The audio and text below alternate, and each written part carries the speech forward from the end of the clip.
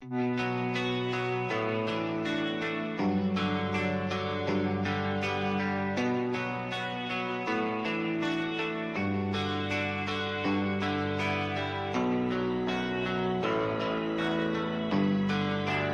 are you feeling? How long have you been here? 3 months, May 17th.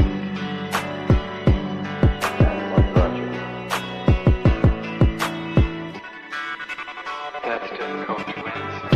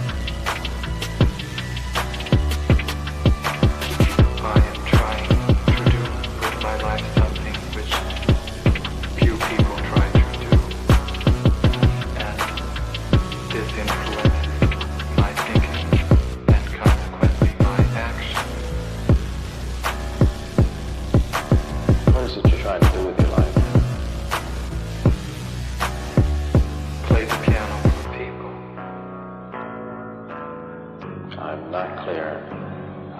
How is it that playing the piano for people has eventually resulted in your being here in the hospital?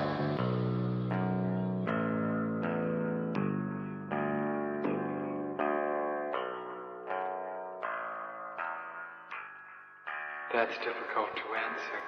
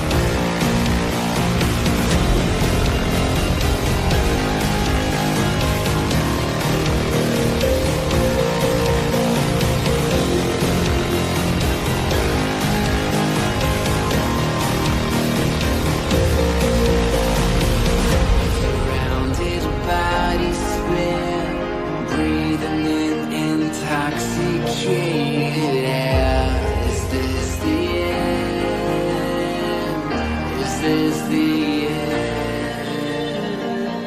There's a noise inside my head of crying people facing death. Is this the end? Is this the end? Oh, I'm burning in the stone.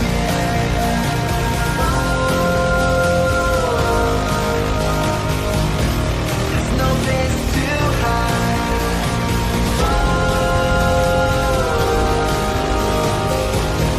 I'm burning in the stone.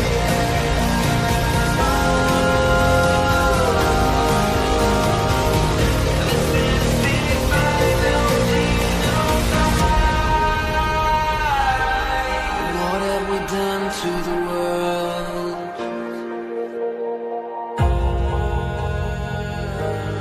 What have we done to the world?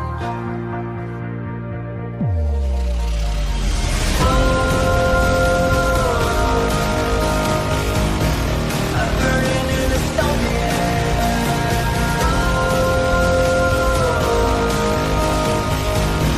There's no place to hide.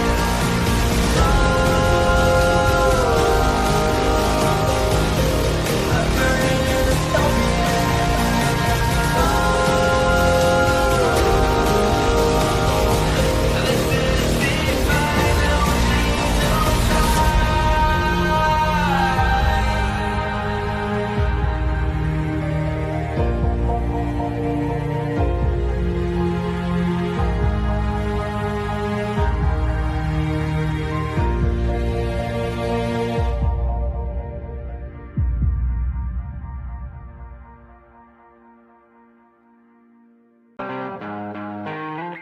This is the final sweet dreams are made of these.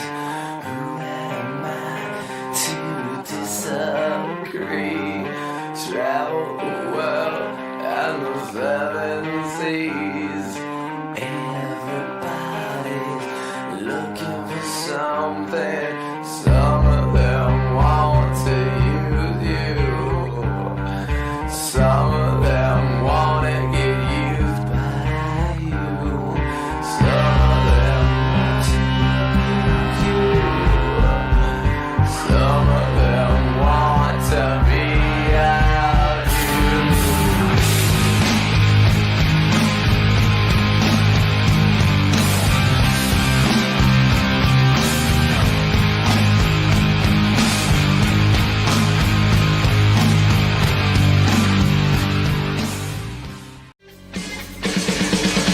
Won't anybody help us? What are we running for? When there's nowhere we can run to anymore. We can't afford to be innocent. Stand up and face the enemy. It's a do or die situation. We will be invincible. And with the power of conviction, there is no sacrifice. It's a do or die situation. We will be invincible. Who the fuck is Karlyn? She's just some sweet lady. She's like in a knitting. She does like a knitting stream. She's like a knitting YouTuber.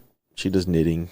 Can we grow up a little bit and Alt not Girl be sent $200. retarded? Have you Please. seen the work of Karlyn Borysenko? Anti-commie cult leader and is obsessed with looking at what actual far-left communists are talking about and organizing today, infiltrating them. They infiltrated the universities, schools, media. She has the receipts to back it up. Primary source evidence. Infestation is dire and she calls Republicans idiots eating slop. Agree. Thank you for the big super chat. Yeah, oh, I know Karlyn B. She's solid. She's funny. I The like great her. noticer sent $200. Literally. So not it's, Ian. it's not because Yeah. I haven't dangled my junk into the combat zone on purpose to get some camera footage, but that's the big part of what's the Is that problem. what you call reporting? Go and live under if streaming? you're going to do it. Yeah, go seriously. undercover. Otherwise, you're wearing a hunk of meat in a lion's den. Nick Shirley, I love you. Take care of yourself, man. Karlyn Borysenko went undercover. Do stuff like that. Like if you want to expose this thing, don't pariah. But Please. Ian, here's and I agree with you to an extent.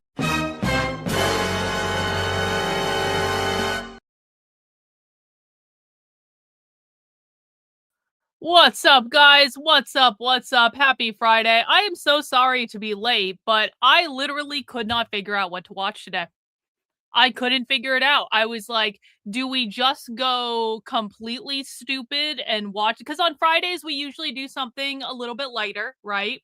We maybe watch drama content from the internet. We watch gossip content from the internet. And I was like, do we really just go totally stupid today and just watch Kino Casino again? We don't have Candace this week. You sent me a BDSM. Oh, okay. Okay. I'll look into that bot. Thank you very much. Okay. I was like, at first I was like, listen, man, listen, like Candace Owens took the week off. We don't have Candace content to watch. Do we just watch Kino Casino?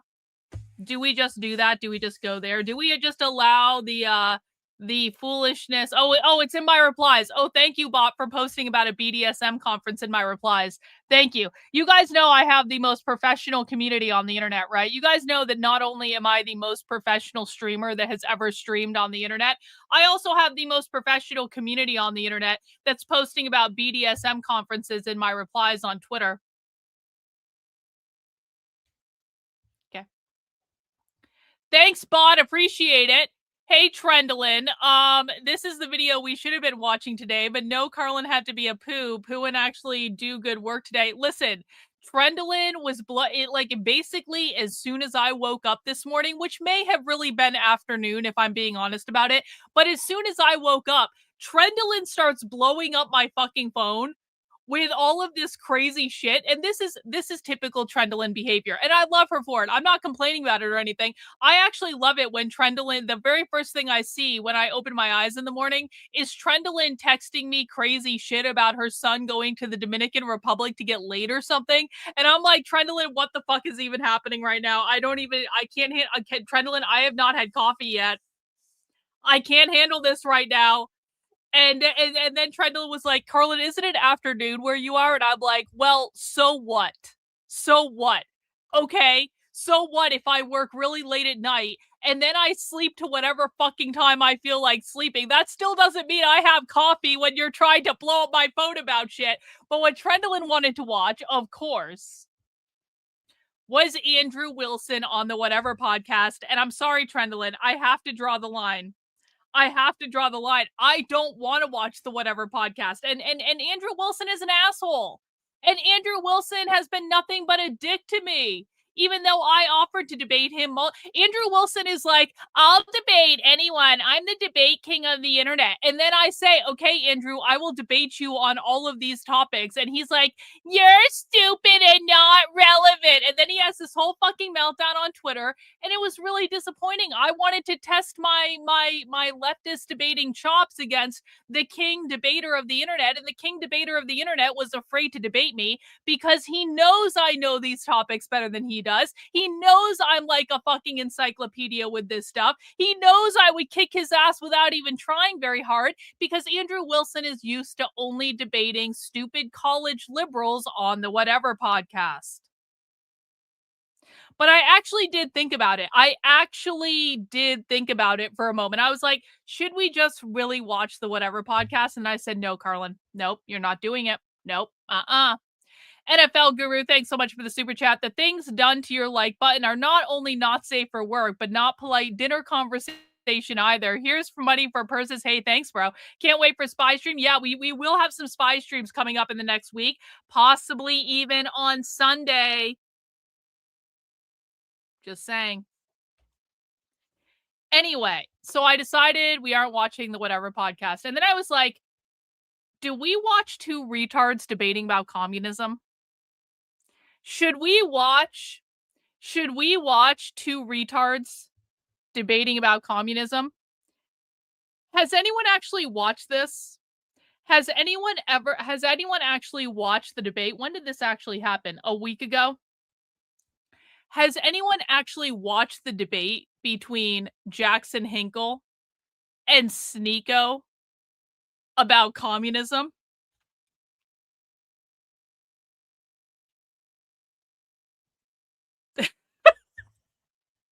Yeah, well, Trendlin. Trendlin, I'm trying to dissuade what could potentially be a horrible idea, okay? And you know I'm on your team here, Trendlin. I'm trying to...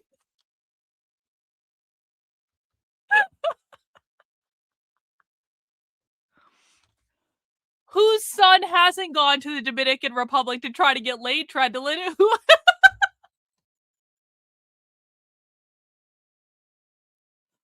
He'll forgive you. It'll be fine. It'll be fine. It'll be fine. So I was like,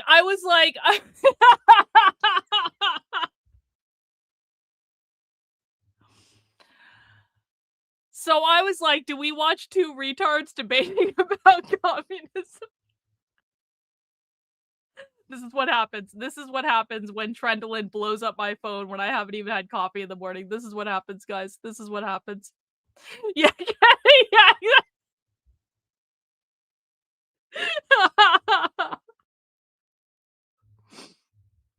Okay. It's a rite of passage, Trendlin. Don't worry about it, okay?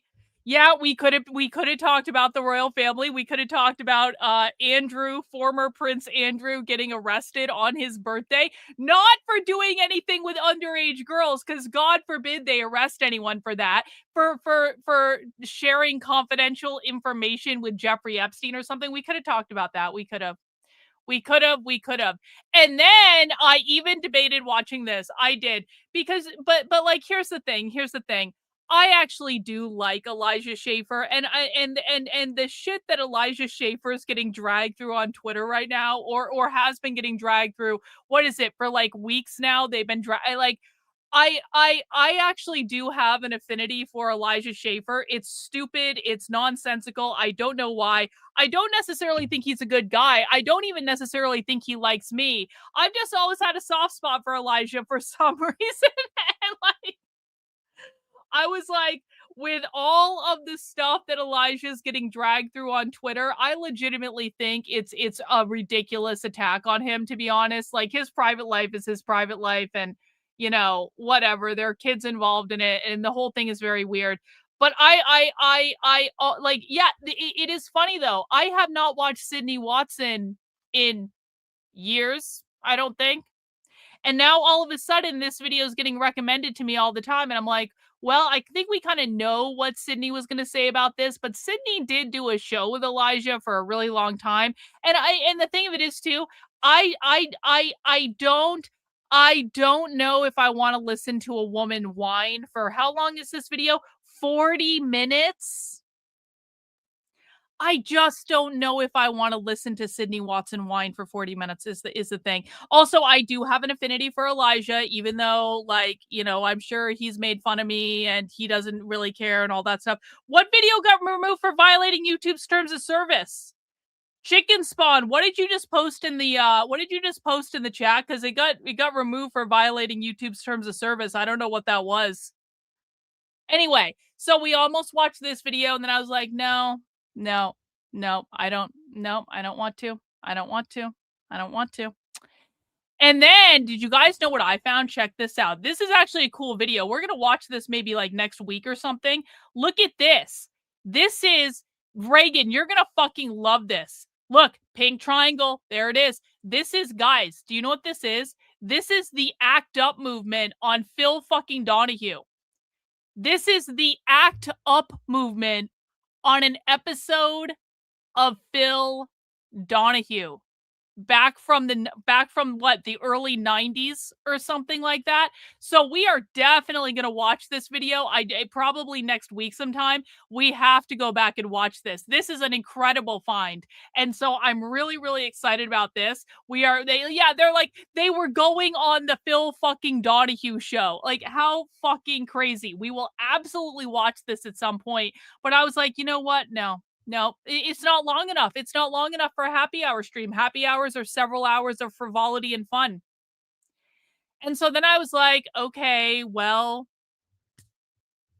you know, there is this documentary that just came out. And we've been kind of doing documentary week.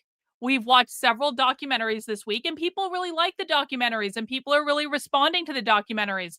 And so I thought, you know what? Listen, PBS has released a leftist propaganda documentary about how put upon librarians are, because of course librarians are just the most oppressed people in all of society according to librarians, because of course they're all communists, right?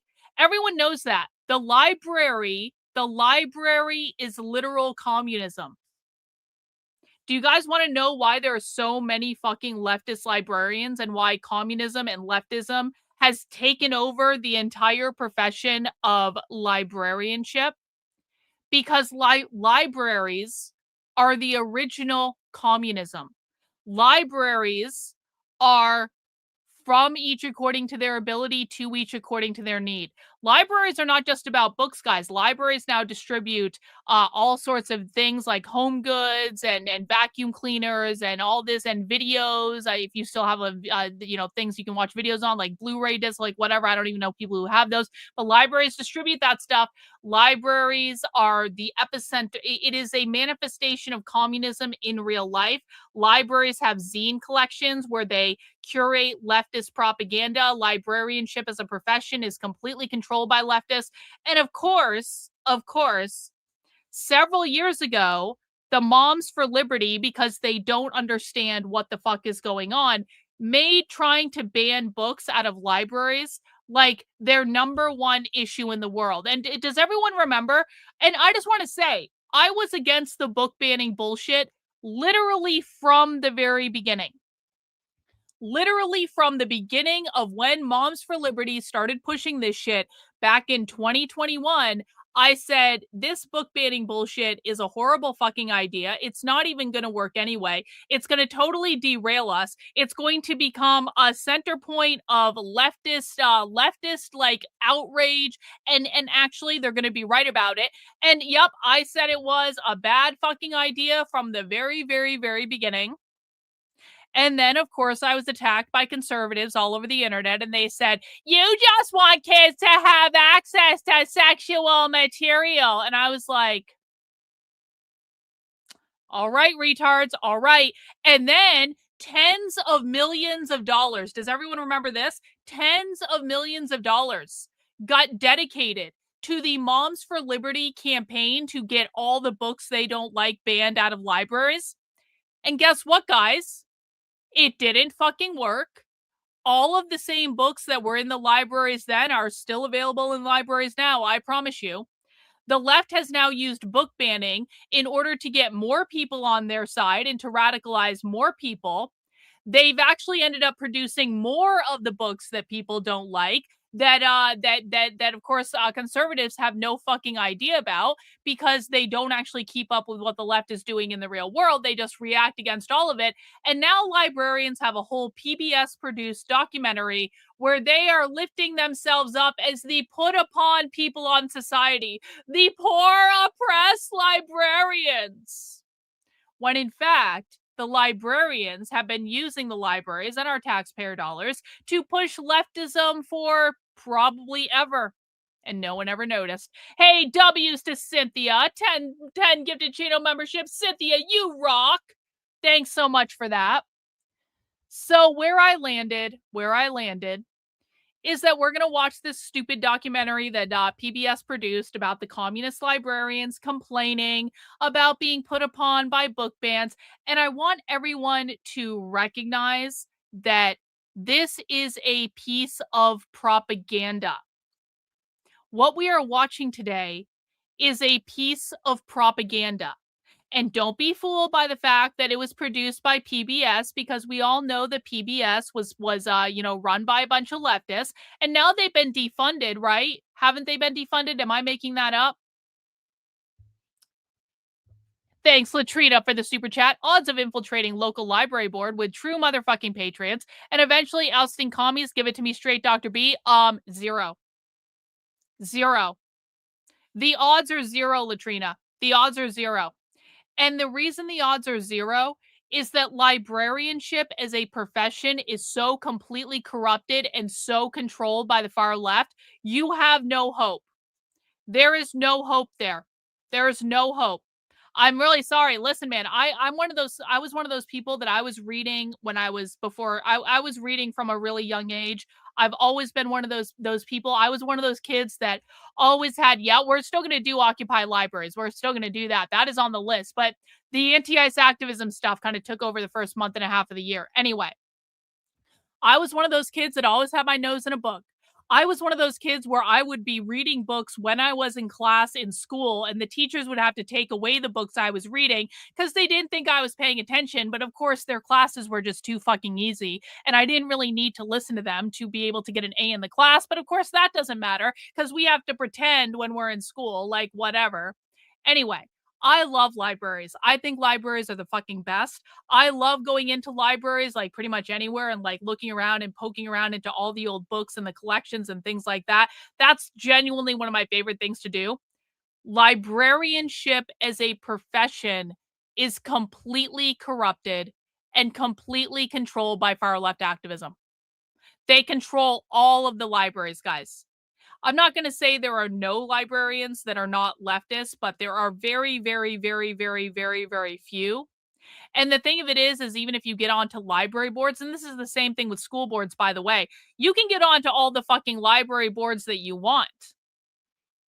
If the librarians in the library are just going to ignore you and do whatever the fuck they want and then lie about it, it doesn't actually matter. It's like the same thing with like conservatives getting onto school boards. Well, first of all, when conservatives got onto school boards, they didn't really understand the problem they were fighting, and therefore they ended up voting for leftist policies that continued to push leftist stuff because conservatives didn't understand what the fuck they were fighting. And so when they got onto school boards, they didn't actually make much of a difference because they didn't understand what they were fighting in the first place. This is why I always say, if you want to defeat the left, the very first thing you need to do is like literally shut up, sit down, open your fucking ears, learn what they're actually saying and doing. And conservatives don't want to do this. This is why I ban anyone on the channel who whines and complains about having to learn. If you are unwilling to sit down and learn about the enemy that you're fighting, you are literally useless to me in this fight, and you're actually probably going to create more problems. I can tell you, like, there were so many conservatives that got elected to school boards that literally ended up voting in leftist policies because they didn't fucking understand what they were fighting in the first place. Or they claimed to ban things like CRT, like we talked about this yesterday. They claimed they were banning critical race theory when in fact they weren't banning it at all because they didn't understand what critical race theory was. They didn't understand how it was taught. They didn't ban shit, but they told everyone they did. And then the teachers went right on doing what they were doing anyway, and they ignored anything they were told not to do, and they just did whatever the fuck they wanted. So literally all that money that got put into getting conservatives elected at school boards accomplished almost nothing. All that money, those tens of millions of dollars that got put into banning the books, getting the bad books out of libraries, it actually just made the problem worse. And the reason it made the problem worse is the right didn't understand what they were actually fighting. They have no fucking clue about their enemy. And so every time they claim to be fighting things, they're usually just throwing shit at a wall, pretending they're solving a problem when in fact they're actually just making the problem much worse.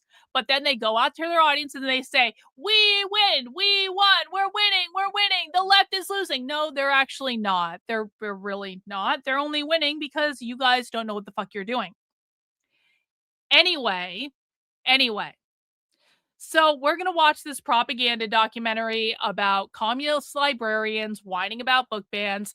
And we're going to see what they have to say, because remember, this is the type of content that people are consuming. This is what makes its way into popular culture. This is now a documentary, a PBS documentary that's going to be around, documenting that time when the evil Moms for Liberty put all this money into banning the books and being put upon with the poor librarians.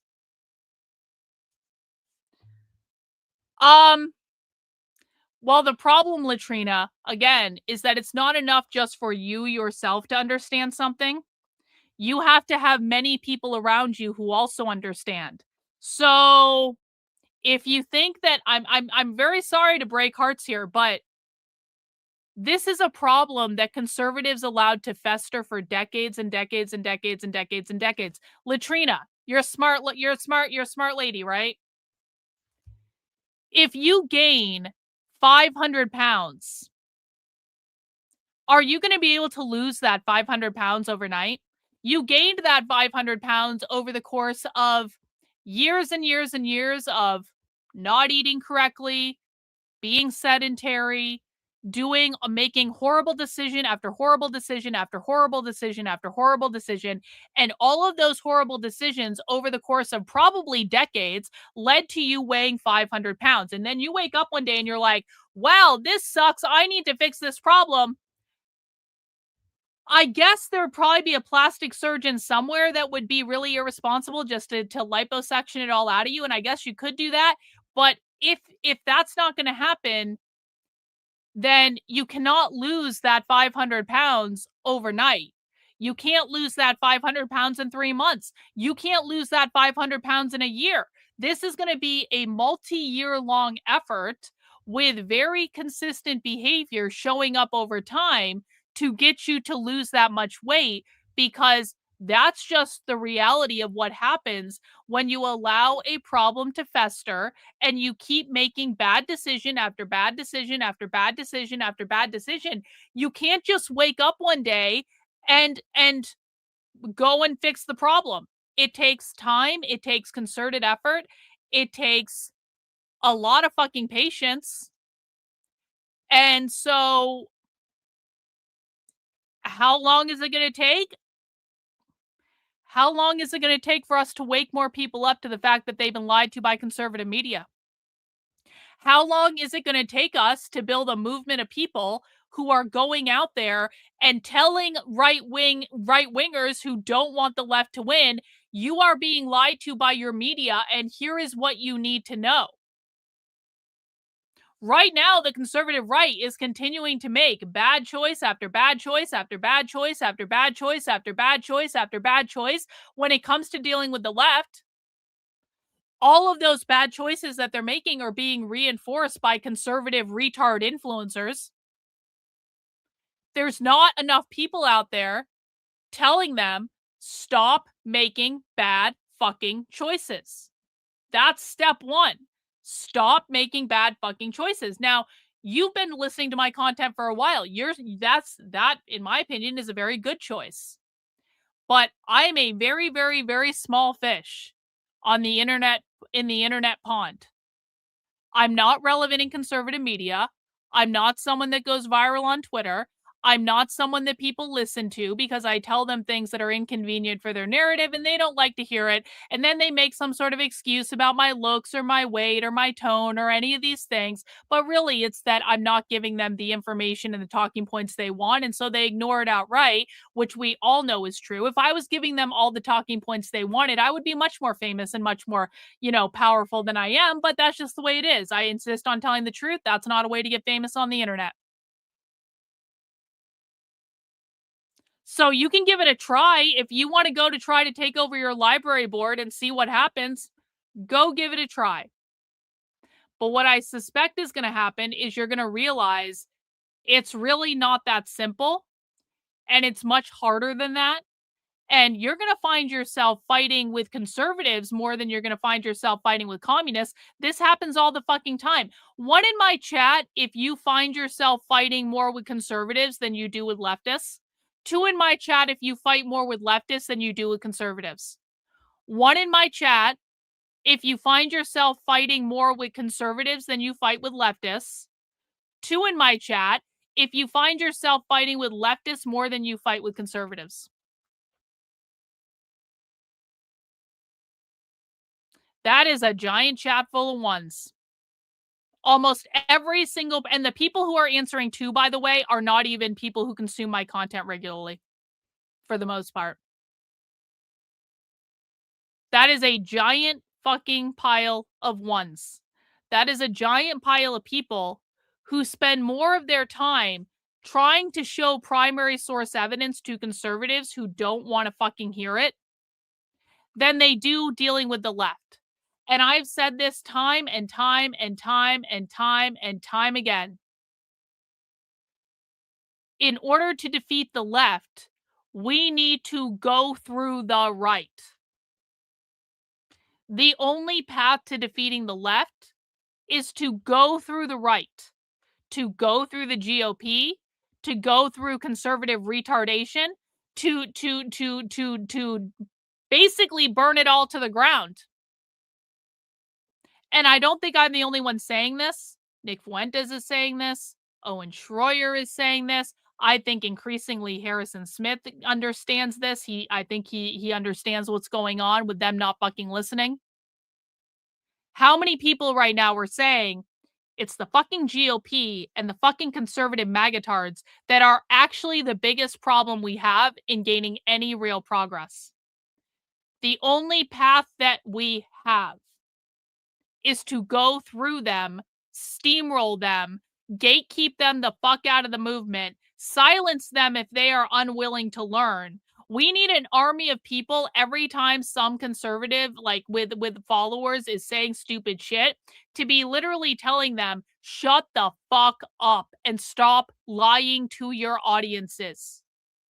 So what we're doing right now, and you might disagree with this strategy, I'm trying to build people with the education and the information to be able to go out, tell conservative retards literally to shut the fuck up and listen, creating a mass quantity of people out there that are sharing this information. We're getting bigger and bigger and bigger all the time. I see how much more my information is being shared on Twitter than was being shared a year ago.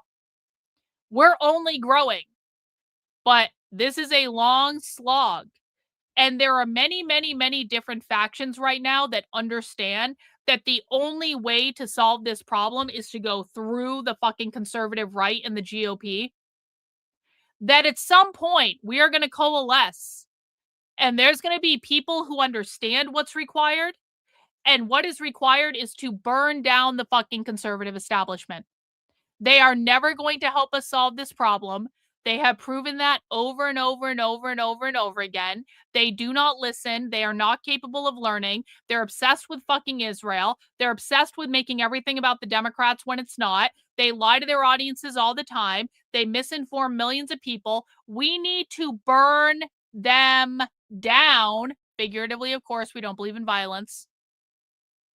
And we need to make sure they go away and never be spoken to again. They need to just go away and shut the fuck up.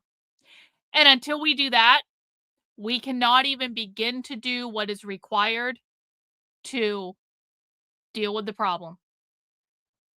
So that's what I think anyway. So we're going to get into it, guys, and we're going to start this documentary, and we're just going to hang out for a while. And Latrina, I wish I had a better answer for you, my dear. I really, really do.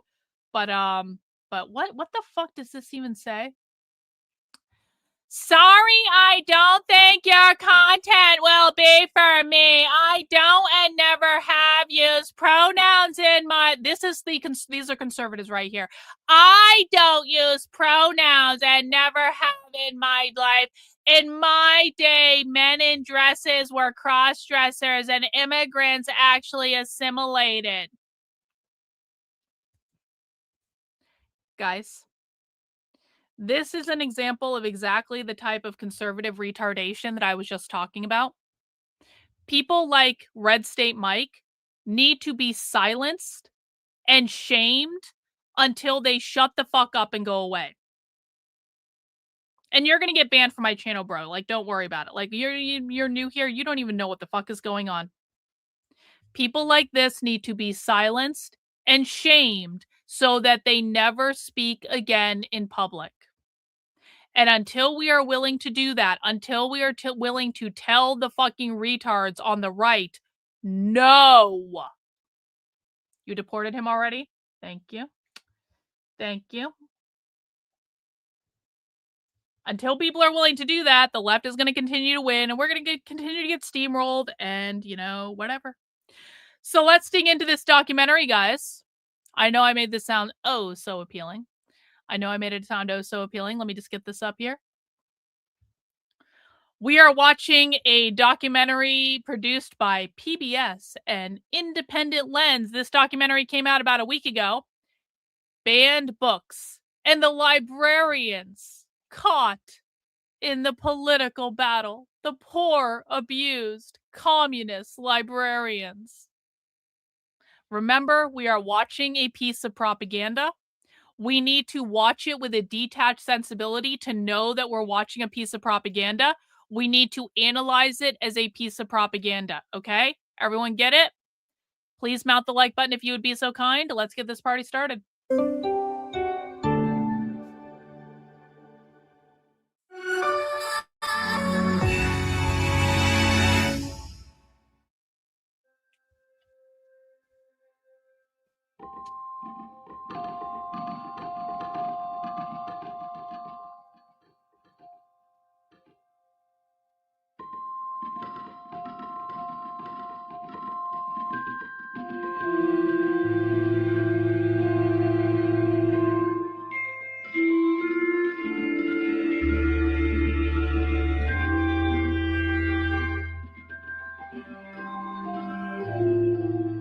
I never imagined that what's happening right now could ever happen.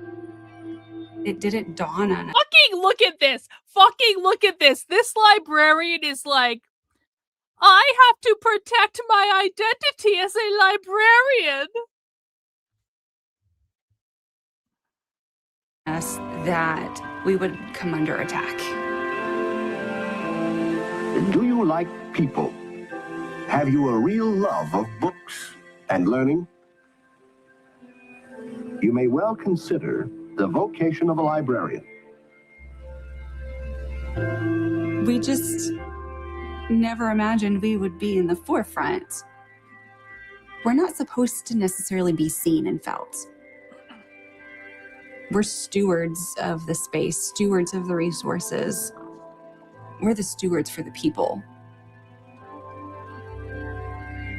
The stewards Now, of the I think we've people, moved into guys. the vanguard.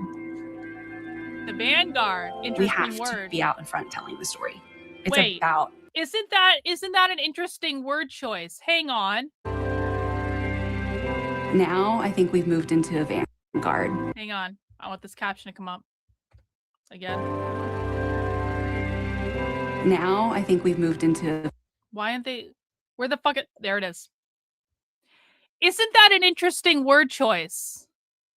Isn't that an interesting word choice on behalf of the librarians who are pretending that they're not communists? Why am I picking out the word vanguard? Where do we know that word from? What does vanguard mean? The librarians are now the vanguard of the movement, guys.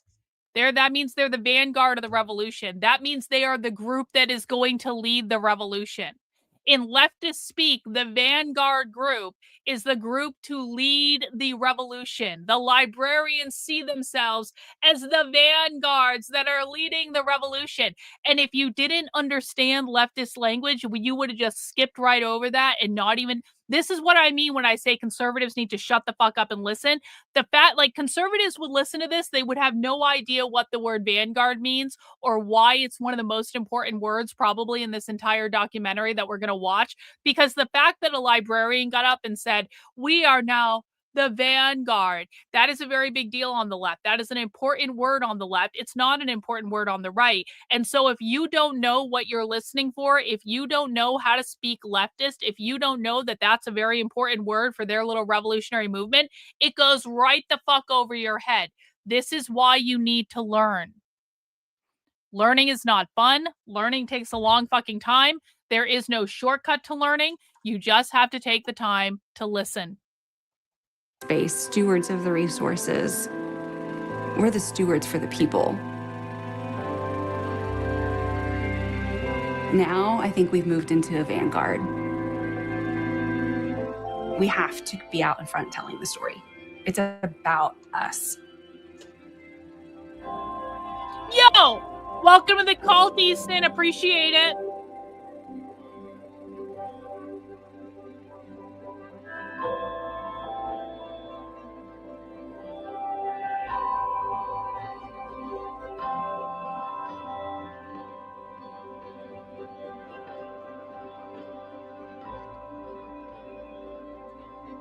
Yo! W's in the chat for Tolkien fan. 5 gifted channel memberships. Really do appreciate that, bro. Thanks so much for supporting the channel. Guys, I'm not pushing like channel membership gifts, or we're not going to do a channel member goal today. Of course, like, listen, if you want to donate channel members, I'm always really grateful when people do. I just know people have been so generous lately, and so I don't feel the need to set a goal every single day. But of course, we welcome all new members of the channel. I love it when people support my work by donating channel memberships. If you donate channel memberships out to the community, we will do W's in the chat. You will welcome people into being able to do spy streams with us, which is awesome. We love new channel members. Also appreciate super chats. I don't want people to think I'm just not push. I don't feel the need to push it every single day. All right. You guys are super generous. You allow me to do what I do. I really appreciate it. And I'm going to push you really hard for donations tomorrow. So you know what? I'm giving you a light day in terms of me asking you guys for money. But if you want to give me money, that's totally cool. But just know that there's going to be a goal tomorrow, and so we're going to get back to business.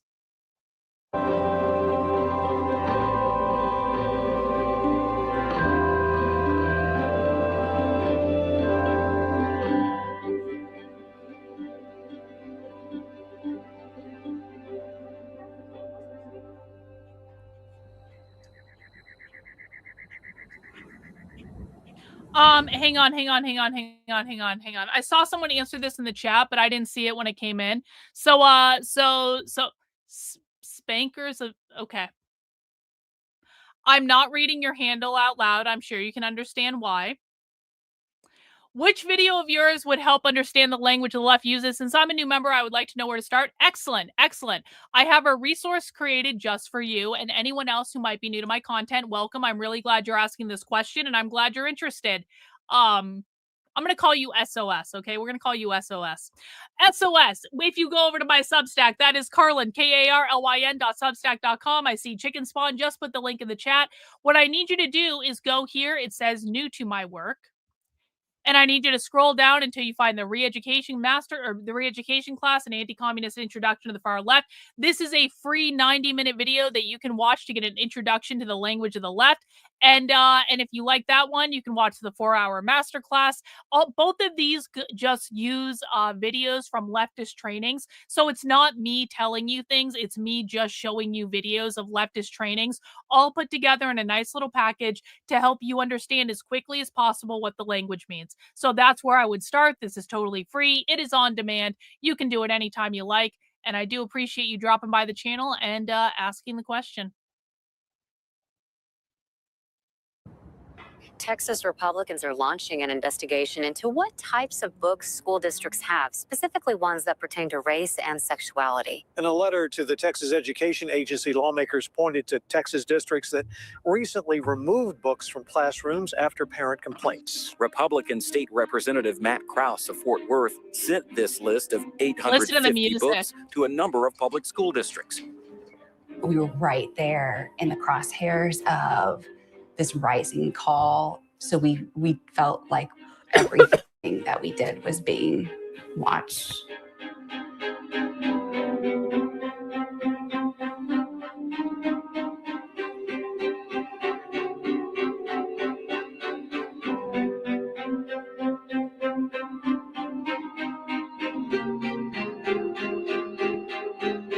It's not just 850 books, which we've all fixated on. He says, and any other books.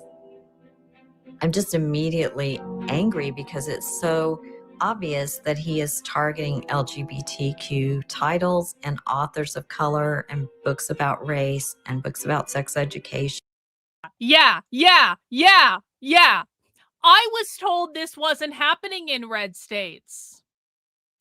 I was told there were no communists in red states pushing communism, and here Texas is going after communist librarians. Say it ain't so.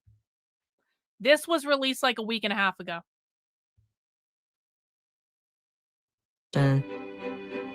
He is asking districts to remove these and any other books that might embarrass or shame someone due to sex or race. What struck me was, one, there was a list of 850 books. He wanted to know if school districts had them, how much money had been spent on them, The list includes titles like a book on the history of the KKK and another about desegregation in schools. There are also books about gender identity, the LGBTQ plus community, and the history of Roe v. Wade. So you're telling me that when conservatives started the book banning bullshit in 2021, it was not just about protecting kids from sexually explicit content. It actually ballooned way the fuck out of control, where conservatives just started trying to literally ban every single book that they didn't like. Gee, who could have predicted that that would happen? Who could have predicted back in 2021 at the very beginning of the book burning bullshit, or the book banning bullshit? Who could have predicted that conservatives would come unhinged and unglued and go way, way, way, way, way beyond any, this is sexually explicit content? Yeah, I literally predicted that shit as soon as it started. I didn't even think, most school districts would entertain this. I remember looking at it thinking, they're singling us out again. A couple days later, our governor doubled down and sent a letter to the Texas Association of School Boards asking them to do something about pornography in our libraries. I'm calling for the immediate removal of this very graphic, pornographic material from our libraries and our schools, and want to establish standards so that parents have the assurance that their children will not be exposed to it. I remember seeing Governor Abbott's letter, and my district was mentioned specifically. That was the first moment that I realized school librarians could be criminalized for selecting books and making them available on the shelf.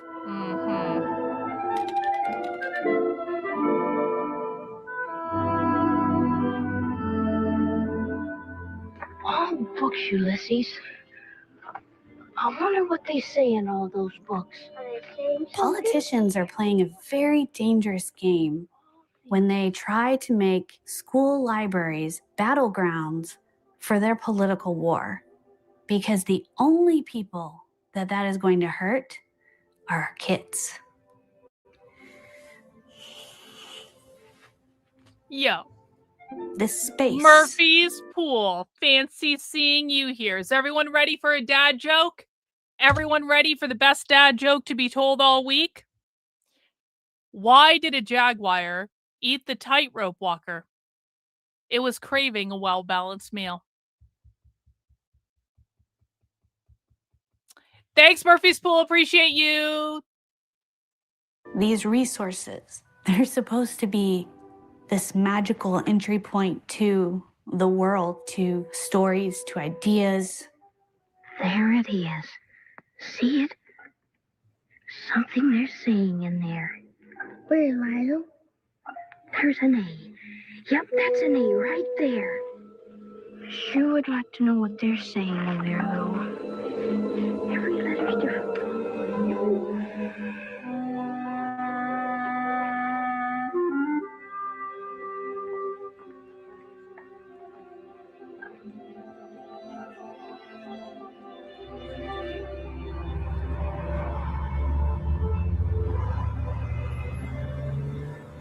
Well, ladies and gentlemen, here we are, Granbury High School. You know, it's always exciting. The first day of school, kids are dressed up, parents are excited, especially new moms and dads taking that walk for the first time with those 5-year-olds in the kindergarten. It's a great feeling.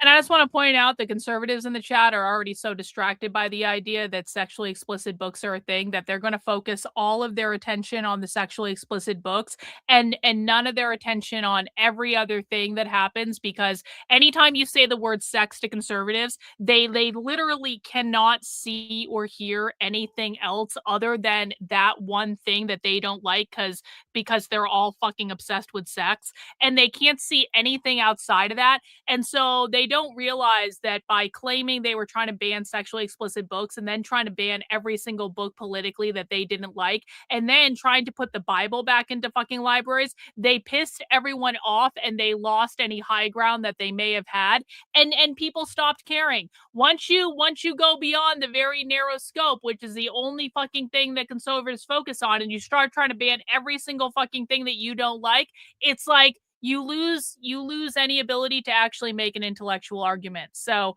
conservatives, I need you to rein in your fucking fifis.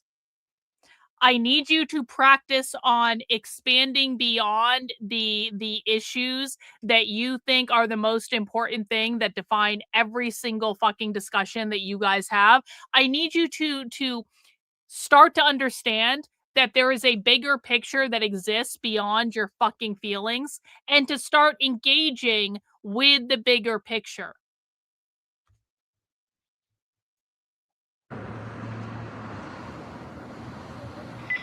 I've been getting some emails, concerns from parents, and they are going to trustees, and trustees come to me, and when they come to me, I need to have a conversation with you. So real, so real. We Thank were you. called into a meeting and told anything that is sexually explicit that could meet the penal code, you are responsible for in your library.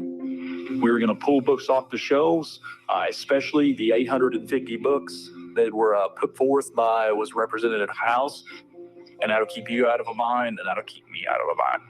It's the transgender, LGBTQ, and the sexuality in books. That's what the governor has said that he will prosecute people for, and that's what we're pulling out. And I popped up, I said, just a cross list, and got the evil eye. If you do not know this, I heard about that. I don't you've care about been it that probably much. under a rock. But Granbury is in a very, very conservative community. If it is not what you believe, you better hide it, because it ain't changing. We spent the rest of the afternoon in that meeting going through our catalogs and trying to figure out what we have and what we don't have. I was sitting in the library reading, and these men came in with this big cart, and they went up to librarians and they started saying, "Where are the books? We need to get these things out of here." We were just told, get rid of them. Get rid of them. Deal with it. Get rid of them. Getting them off the shelves, putting them on carts, putting them whatever, going through books and just chunking them. They had no room downtown. The offices were full of books. The high school was full of books. When you have to go through like 10,000 books, what are you gonna do? To me as a librarian, that was trauma. I went to the campus of a librarian. It was literally trauma to do my job. They were traumatizing me.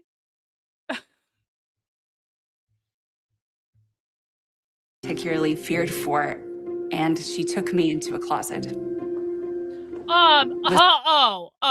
No, you're confused. You're confused. You don't seem to understand the difference between banning every single book that offend conservative fifis and replacing them with the Bible, and taking all of the queer theory books and burning them. I was very specific and narrow in my focus. I do not support burning every single book I don't like. I support burning a very, very, very, very specific niche of books related to queer theory explicitly. So that's not what we're talking about here. This is about conservatives not realizing that if you start banning every book that offends your fucking feelings, you are going to create a much larger problem than if you just shut the fuck up and not said anything at all. There is a difference between trying to ban every single book out of public libraries that hurts your political feelings and then experiencing the backlash of that really bad and boneheaded fucking decision, and me saying, in my ideal world, we would be burning every book related to queer theory. By the way, I didn't start a national campaign to burn every fucking queer theory book. I didn't invest, unlike conservative retards, I did not invest tens of millions of dollars in a national campaign to burn every queer theory book, because I'm also realistic to know that just because I say something on a podcast as my personal position, that does not mean fuck off is going to happen about it.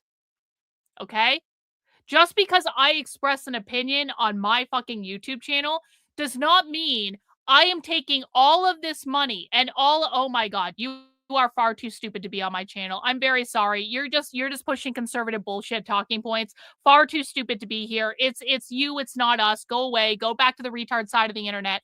Anyway, there is a difference between stating a personal fucking opinion and then not really doing anything to make that opinion come a reality, and investing tens of millions of dollars in trying to ban every single book you don't like from public libraries. I expressed an opinion on my YouTube channel about burning a very specific segment of books and then did nothing to try to implement that in the real world.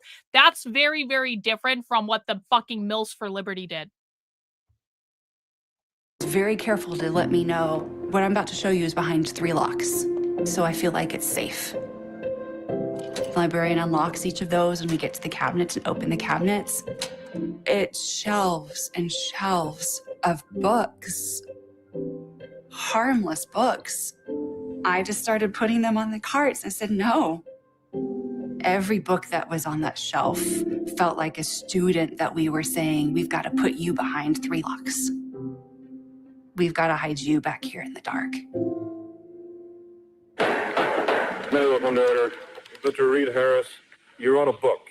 And at the time you wrote this book, did you feel that marriage should be cast out of our civilization as antiquated and stupid religious phenomena? You put an implication on it, and you feature this particular point out of the book, which of course is quite out of context, does not give a proper impression of the book as a whole. The American public doesn't get an honest impression of even that book. Well, then let's continue to read your own writing. If we would go back in history to McCarthyism, I they felt wish. like that happened to them. It wouldn't happen to us. It wouldn't happen now. And our hearts swell with pride because those who went before you worked to give to us today, standing here, this pride. Don't join the book burners. Don't think you're going to conceal faults by concealing evidence that they ever existed. Don't be afraid to go in your library and read every book. We do have a code of ethics around intellectual freedom, around privacy, around representation and access to information, and a diversity of perspectives and issues. Those are all part of conservatives. I'm going to tell you right fucking now that if you don't get your fucking feelings into check in my chat, I'm just going to end the documentary. I'm going to end the stream and I'm going to go do something else. I am absolutely not going to spend the next several hours listening to conservatives whine and complain in my chat about all of the books that they want to ban from all the fucking libraries, and all the reasons they should be allowed to ban the books from the libraries, and all the reasons that I'm a groomer and because I'm saying that this was a really horrible fucking decision. I'm literally just not going to fucking do it. So if I keep hearing conservative feelings in the fucking chat over how much you want to be able to ban every fucking book you don't agree with, I'm just going to stop the documentary, and I'm just going to assume that maybe my audience isn't as smart as I thought they were. Maybe my audience is not capable of analyzing this as a piece of propaganda. Maybe the conservatives just are too fucking whiny and emotionally driven to allow us to do a little bit of research into what leftist propaganda is saying without whining and fucking complaining all the fucking time. Tolkien fan, thanks for the super chat. Never heard a conservative denounce or get upset over child beauty pageants. Yeah, I wonder why that is. That's a real good point. That is a real good point. of our code. I couldn't remove a book because it has ideas we don't like. Can't we look at this from a practical point of view? Take my word for it, it's not unreasonable to ask you to take out just this one book. If you can control the library, yo, you can control the community. Thanks, old sub sailor. Because if Appreciate you it. can Thanks for control being the a flow member of of the information, channel. if you can control the ideas, you've got it. You've got everything. Of course, you're coming after school librarians first. Of course. Sith over on Rumble says, fuck them, keep going, Karlyn. Okay, Sith. Okay, I will. Of course you are.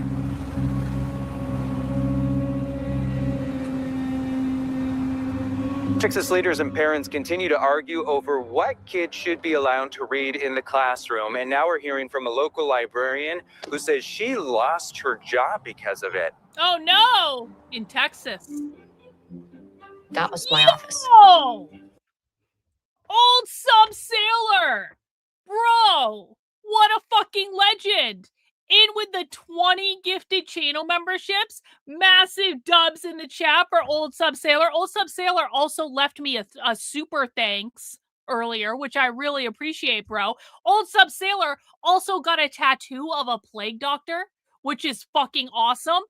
Like, Old Sub Sailor quickly becoming a legend in the community. I really appreciate the support. Congrats to all the people who got a gifted channel membership. Welcome to the cult. You guys are never leaving now. It's all over. Old Sub Sailor, you rock. You rock, bro. Thanks so much for being here. Where is it?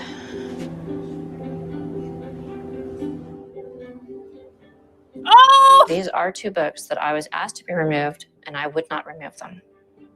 I would not do They it. asked us to put these behind the counter so that they weren't available unless you knew they were here. So you're telling me, you're telling me that the state of Texas gave this librarian an order to remove the books, and the librarian just said, nope, not going to do it. Nope. Too bad, so sad. Not going to follow orders. Wow, what a They asked us to put these behind the counter so that they weren't available unless you knew they were here. Now they've separated all of the pluses from the regular books, the LGBTQ books. They were all integrated before, but now they have separated them. But also, we went out of our way to get Christian books just for this group when they started making problems. So we got 2 series down here just so that their children who were more Christian-based could have their books too. I have to show you our children's library. You know, that's where our porn Army veteran. Army, you see the t-shirt? A Day in the Life of Marlon Bundo. Have you seen that one? It's a story about a bunny rabbit. He meets another male bunny. So that bunnies end up getting married.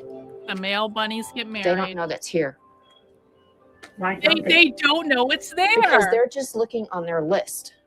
So yes, there are books here. Oh!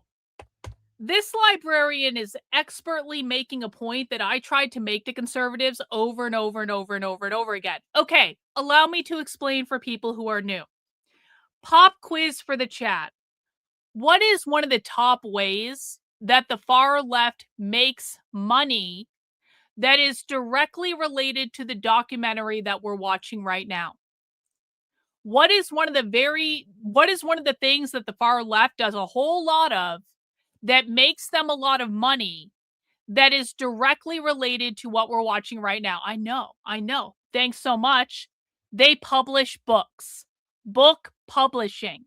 Book publishing is massive on the left. You've got Haymarket Books, you've got Verso Books, you've got P&M Press, you've got AK Press, you've got Pluto Press. There are so many different. You've got the press associated with the Party for Socialism and Liberation. You've got the Revolutionary Communists of America publishing their own books. But like some of these book publishers, Haymarket Books is a huge fucking book publisher. They sell books into colleges and universities. They publish almost exclusively far left books. There are some far left book publishers that have an extensive library of far left books for children and for young adults. And I tried to explain this to conservatives back in 2021, but they wouldn't fucking listen. Here's what happened to conservatives. Let me explain to you why your book banning bullshit was never going to work. If you get one book out of one library, there are already 5 or 6 socialist book publishers who are publishing a replacement book for that book that you do not know about, because they churn out mass quantities of children's books. I have seen this in person. They churn out mass quantities of young adult books. Again, I've seen these books in person. And every single time conservative retards were celebrating over getting one single book banned from a library, which, by the way, is a process that takes a long-ass time just to get one single book ban, the left had already produced at least 5 or 6 more books that were going to take that book's place. So you got one book out of the library, you got 5 or 6 more books added back into the library that may have been even worse than the original book that you didn't know about at all because it hadn't been discovered yet by right-wingers. So it wasn't on any fucking list. It's a newly published book. And then that book sits in the library and just takes the place of the original fucking book. And the librarians all know about this, which is what she's explaining right now. She's like, I've got this book about the gay bunnies in the library, and it's just going to be here. And they don't know it's here because it's not on their book banning list. This is explicitly what I was explaining to conservatives would happen 4 years ago, and they didn't listen, and they said, "You're a groomer!" Okay. Well, listen to the librarian telling you that she's putting these banned books in the library because they're not on your banned books list because you don't know about them yet because they just got published and are a relatively newer book. Is the solution to write your own books? Yup, you really should be doing that. Build our own libraries? Yes. Yes. Yes. But you're not going to do any of those things. Let's just be blunt. The left has already done all these things, conservatives. Conservatives talk about creating a parallel ecosystem all the time. The left just went and did it. All conservatives were talking about it. The left just went and did it. This is why the left controls the libraries. This is why the left controls the publishing industry. This is why the left controls the bookstores. I don't think anyone, I have no, well, guess what? The publishing industry is corrupt. No, bro. No, you're not listening. The left controls you can't publish a new book. Are you serious? We can't do it. We can't publish a book. Oh, really? Oh, really? You can't publish books? Oh, really? You can't publish books? Then why the fuck do I have my own publishing company? Why do I have my own publishing company? How have I been able to write anti-communist books and be working on several more anti-communist books if it is literally impossible for anyone that's writing anti-communist books to publish books? By the way, you can get all these books on Amazon. It's not really that hard. So what's your excuse now for why you can't do it? It'll be another excuse and another excuse after that. Bans are just promotional, Streisand effect. Yep, exactly. So yes, you can publish your own books. Yes, you can. Will you? Nope. You want to know why conservatives won't do it? Because writing a book takes fucking effort. Writing a book is hard. Writing a book takes late nights. Writing a book takes research. It takes thought. Publishing your own books, it takes a lot of energy to do that. I know that because I've done it several times now.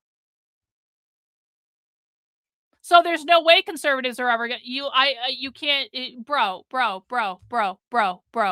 Try to fucking see. We can't get them in major stores. Bro, do you know that 95% of books are bought on Amazon? We can't get them in stores. It's on fucking Amazon. It's on Amazon. What? Let me just chat GPT this right fucking now. What % of books are sold on Amazon?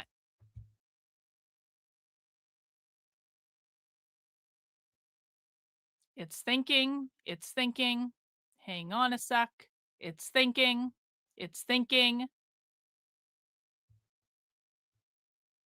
At least 50%. At a low estimate. 50% of the books in the country are sold on fucking Amazon. Bro, I've published 2 books with 2 New York book publishers. Do you know that my first book ever, which had nothing to do with politics, it was called Zen Your Work. It was a guide for integrating mindfulness in the workplace. I've been published by Penguin fucking Random House. My books have been in bookstores in the real world. I even found my books in airport bookstores one time. Do you guys know what a mindfuck that was, to go into an airport bookstore and see your fucking book there? That was fucking cool, by the way. But the point I'm trying to make is I have actually published with New York publishing houses that did get my books in bookstores. I have sold more books and made more money on my own selling on Amazon than I made with either of the two books that I published with major New York houses that were in all the fucking bookstores, including the bookstores in the fucking airports. So stop making fucking excuses. Do you want to know why the left has an entire ecosystem built and conservatives have nothing built? Because the left didn't make excuses. They just went and fucking did it. The right makes every excuse for why they can't do something. No one will publish it. It won't be in bookstores. It's impossible. I have a job. I can't do it. Stop making fucking excuses and just fucking do it. And if you're not gonna fucking do it, literally shut the fuck up.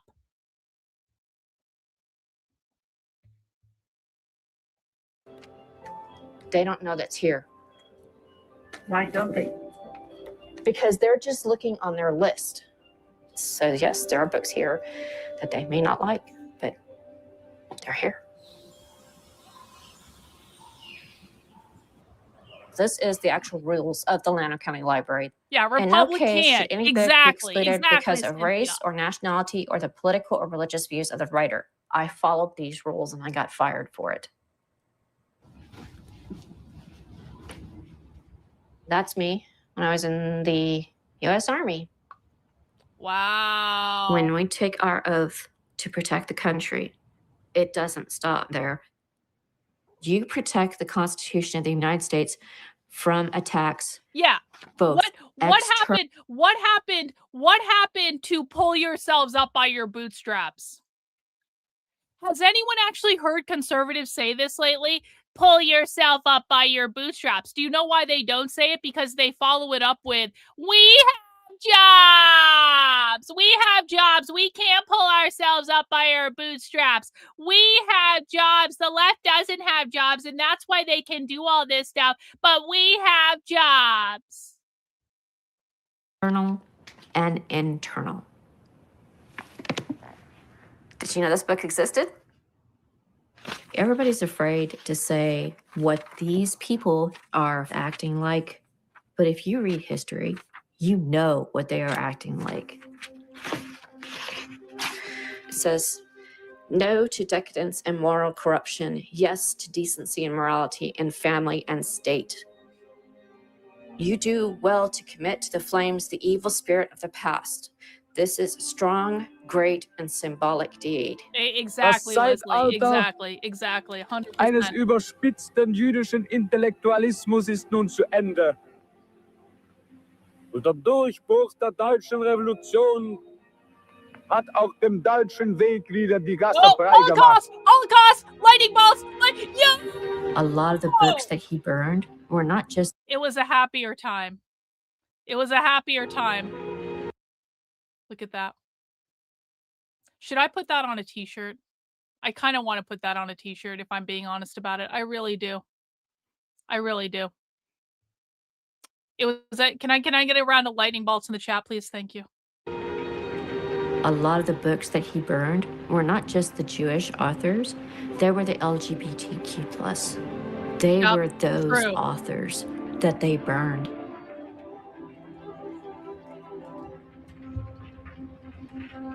Base. Start throwing it in there. Start throwing it in there. Start throwing it in there. Start throwing it in there. Burn it. Burn it. Burn it. Oh, beautiful. Beautiful. I love it. Totally about. Yep. Well done. Mom, let me throw something.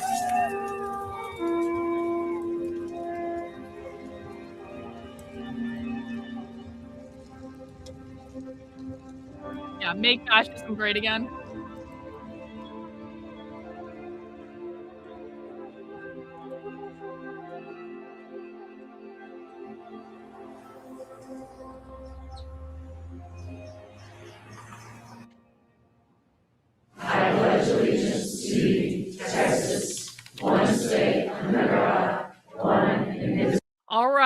All right, everyone in the chat, we need to do Trendlin a solid. Can we all wish Trendlin's son a happy 30th birthday in the chat? Happy birthday, Trendlin's son. I'm not going to say his name because I don't know if he would want that, but he knows who he is and Trendlin knows who he is. So everyone do a round of happy birthday. Let's see some birthday cake emojis in the chat.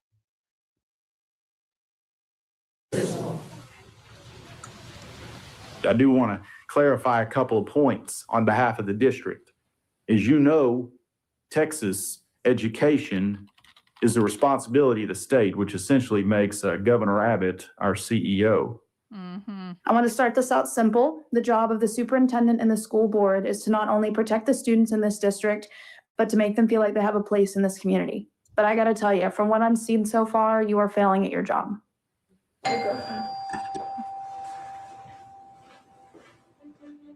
Hey guys, come on in.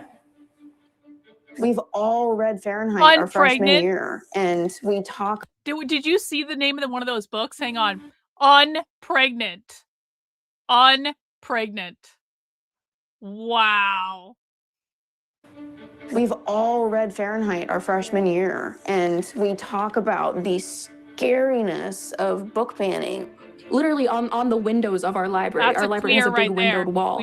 There are freshman students' drawings about Fahrenheit 451. Look, these are all novels. All about people that never existed. The people that read them and makes them unhappy with their own lives, makes them want to live in other ways that can never really be. So, we must burn the books, Montag. All the books. And seeing that and Hitler knowing what is going on within that library, it feels like it's blatant that there's a facade here. We have books in the library that are pretty heavy. Hang on. I need to break you of this fucking habit. Every single time someone with a septum piercing shows up, that is the only fucking thing conservatives talk about. She has a nose ring. Okay. Settle the fuck down. Because then what happens is they say, they all have nose rings. No, they don't. Actually, a very, very, very, very, very, very, very small percentage of them have nose rings. Extremely small. This is one of the questions conservatives always used to ask me when I was going undercover at events. They would be like, does everyone there have piercings? I swear to God.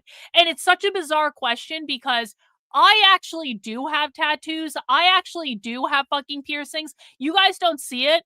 My ears are fucking gauged. Like, I actually do have tattoos and piercings. I had a fucking nose ring. I had an eyebrow ring, also a lip ring. But like, the reason I bring this up is when I go to leftist events, oh, no. This is a conservative thing. I promise you. When I go to leftist events, almost no one there has piercings. Almost no one. I have industrials in my ears. Yes, I do. I have almost no one at leftist events have piercings. Very, very few.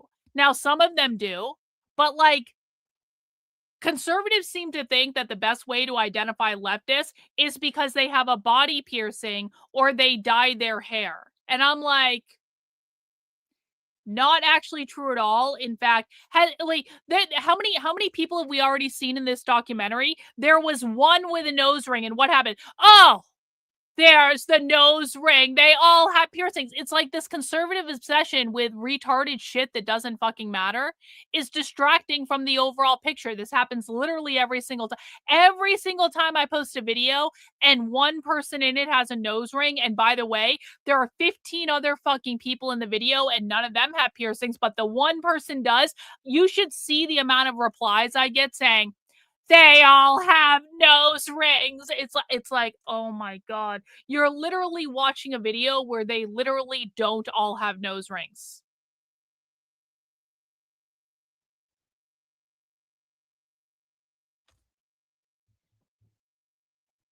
And have sexual assault like a Clockwork Orange even. And that wasn't pulled, so.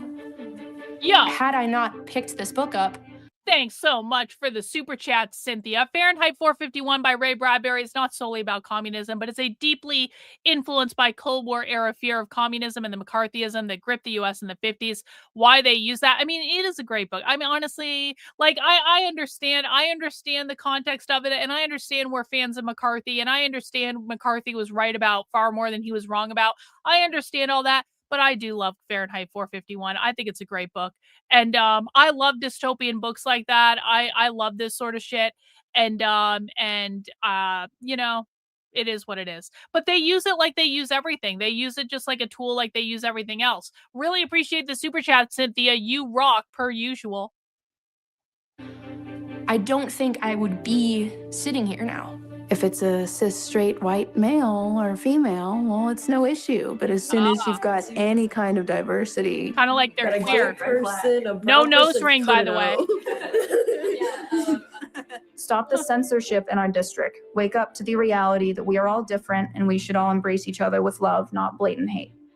I'm simply going to say that no government, and public school is an extension of government, has ever banned books and banned information from its public and been remembered in history as the good guys. Let's not misrepresent things. We're Yeah, I not use taking my tongue Shakespeare twisters or as well. Hemingway off the shelves, and we're not going and grabbing every socially, culturally, or religiously diverse book and pulling them. That's absurd. And the people that are saying that are gaslighters, and it's designed to incite division.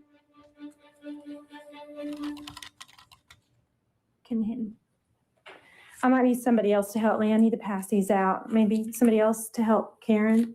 You can give them to the board. Definitely she needs help. I brought you some excerpts of books. I pray you really are able to stop this kind of content from going in the school. These people put sexually explicit content into your libraries. Get ready for truth and transparency from an ocean of liberal tears. Let's talk about Superintendent Dr. Jeremy Glenn and the smut and porn in the library books. And it's not just his position. It's the position of the school board. It's the position of this community at large. Bottom line, this is about removing pornographic, sexually explicit, and vulgar materials from school libraries.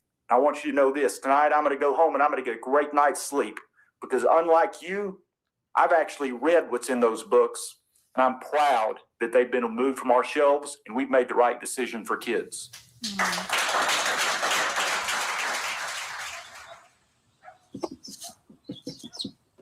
I taught for about 5 years. I've taught in a private school setting. I've taught 6th grade social studies. I've taught 3rd grade general education, so all the core classes. My concern was that there might have been stuff that they just didn't know was there, that they just weren't aware because they didn't know where to look. And at first, I didn't know where to look. They're in the I had middle. gone to a Moms for Liberty event where we had a preview to a documentary. You are teaching children adult child sex, you're teaching transgender issues, and children are moldable and influenced by that. In my humble opinion, it will be worse before it gets better. My kids go to the schools here. You know, I was...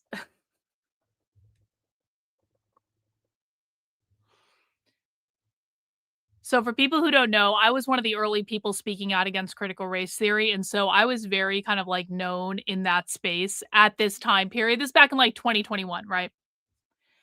I was asked to be in documentaries like this. I was asked multiple times to be in like conservative produced documentaries talking about the dangers of this and all of this stuff. And I said no to every single fucking one of them. Because I did not support the book banning shit like at all in any way. And so I was like, no, I'm not going to be in a documentary about something that fundamentally like I don't actually agree with. Like that's not going to happen. And I never really talked about it because there was like no need to. But like, look at the reason I bring this up is like looking back on this now, I'm like, thank the good fucking Lord that you did not participate in any, because I learned my lesson from the PragerU video. I learned my lesson from doing a PragerU video and having that completely fuck up my life in so many different ways. And I was like, no, we're not actually going to do that little experience again. That's not going to happen. Suppressing ideas makes them more attractive. Yeah, exactly. And so seeing how they're using these documentaries and this documentary now, I'm like, thank you. Good decision. Good. And for a while I questioned, was that the right decision? Should I have just gone along with it? Should I have I really did question that for a long time, because I was like, oh man, this is really fucking hard. This sucks. I was getting just raked over the coals by these people all the time. So I was like, should I have just done it? Should I have just gone along with what they wanted me to say? And now, where I am now, I'm like, thank God. Good decision. Short-term loss, long-term massive fucking gain. My family's kids go to the schools here. My friends' kids go to the schools here. It was disheartening to think that that was actually happening in my hometown. The books are worse than terrible. They are damaging. They are out to destroy, they're out to wreck the heterosexual relationship. Oh my God. That's not okay. That's distribution of sexual materials to children. Oh my God. And if the God. book they have in their hand does that, it has to be kicked out. We first really encountered the Moms for Liberty organizations during COVID, as they really pushed to open schools and unmask children. And that's when we started to hear about their parental rights. When that crisis was over, they turned to the books. The things that Moms for Liberty is fighting against is pornography in school, teaching young children scientific ideologies that have, or non-scientific ideologies. This stuff is coming into your schools, and it's probably already there. But your job is given here right now in God's place for you to have an impact in the culture and the community you're in right now. And if you do that in Granbury, then it spreads to Boone County. And once you do that in Boone County, it spreads to Farmer Johnson and Tarrant County. Once you do that, the whole state is on fire. Well, that was a long ass time ago. I recognize you from a panel you did with John Doyle, Blair White, Lauren Witzke about the future of the MAGA movement. That was 5 fucking years ago. Do you still think a Big Tent strategy is the way forward, bro? The right hasn't been a Big Tent strategy. The right has not been a Big Tent since 2020. I don't know what you've been watching or what you've been experiencing. The right has not been a Big Tent since 2020. So no, I want the GOP to lose. I want the right to lose. I want conservatives to lose. I want MAGA to lose, because I think that it's the only way that they're actually going to fucking learn and start making better decisions. So no, I do not think there's any Big Tent strategy on the right. I think if you don't unequivocally support Israel and everything Israel does, you are not allowed to have a fucking opinion. They will cancel you. They will defame you. They will slander you. And they all need to shut the fuck up and go away. Blair White is fucking fraud. John Doyle, fucking fraud. Lauren Witzke is cool though. And that's how I feel about that. So no, I don't think there's any hope of a right Big Tent strategy moving forward. I think that's a fantasy. I don't think that is real at all. And yeah, that's it. And it just spread. We could almost see a preview of what was to come, and this playbook emerged. We were afraid. We were told not to tweet. We were told not to put things on Facebook. They came after me, and they came after our library. They came after our library board. We were called evil specialist instead of media specialist. Yes. I know they're... Yes. Blair White is a massive fraud. Yes. Yeah. 100%. Yeah. And I've met Blair White in person, and I've been in person with that bitch on multiple occasions. She is a massive fucking fraud. Everything Blair White says is scripted for they, them, or I'm not going to call her, but like they, them. Everything Blair White says is scripted for they, them. And I was actually thinking about this earlier for some reason. I had a Christian come into my chat, like maybe in the last week or so, that was like, why don't you become a Christian, Karlyn? Even Blair White became a Christian. And I was like, You are fucking retarded if you think Blair White is a Christian. You are like actually fucking retarded if you think Blair White is a Christian. Like, that's just stupid. Blair White pretended to become a Christian because I'm sure that their popularity was waning and they had to figure out a way to become relevant again on the right. And so they will literally, the only thing that Blair White fucking cares about is clothes and makeup, and that's it. That's it. Blair, when I was with Blair White in person at a debate, you know what happened? Blair White door dashed a bottle of vodka to the fucking debate place where, by the way, all of Blair White's talking points were scripted out for they, them. All they had to do was like read the fucking talking points. That was it. I know because I saw the binder of talking points. It was this fucking thick. And Blair White door dashed a bottle of fucking vodka to the debate site to get drunk before they, them went and did the debate where they had all their talking points scripted for them. So, yeah, I think Blair White is a massive fraud. I think Blair White's a liar. I think that Blair White will say and do whatever they, them needs to say or do to be famous. I don't know why the fuck conservatives are sucking up to a trans person anyway. That's my opinion. They're gonna fire me. I know they're making a case to fire me. I know it's coming, but I'm not gonna shut up. I'm just not gonna do it.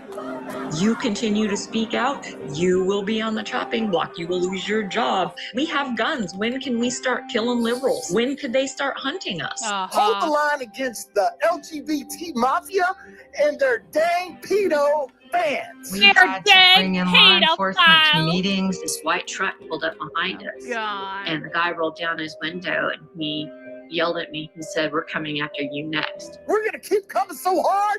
The only thing these woketards got to figure out is whether it's on their face, backboard, or thighs. Conservatives, you understand why this looks cringe, right? Please tell me that conservatives understand that this is not a good fucking look. Please fucking tell me that conservatives understand that this is cringe and fucking gay. This is not appealing. This does not convince anyone. This makes all conservatives look like massive fucking retards. Just watch this again, okay? This is real, guys. This is what it was.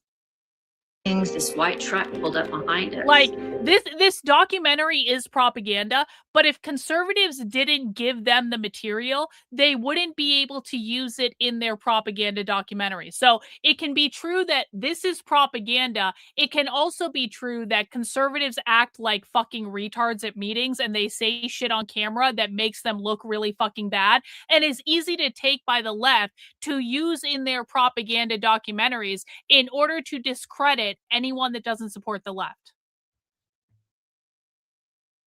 And the guy rolled down his window and he yelled at me. He said, "We're coming after you next." We're gonna keep coming so hard. The only thing these woketards got to figure out is whether it's on their face, backboard, or thighs. Yeah. Okay, yeah. Okay. Okay. Yeah. A Florida school district has pulled 176 books from its libraries to comply with the new state education reform law championed by Governor Ron DeSantis. We are going to make sure that parents have a seat at the table and that we protect their rights. Under Florida's HB 1467 law, school books have to be free of pornography or certain race-based teachings. Violating parts of the law could lead teachers to be charged with a felony.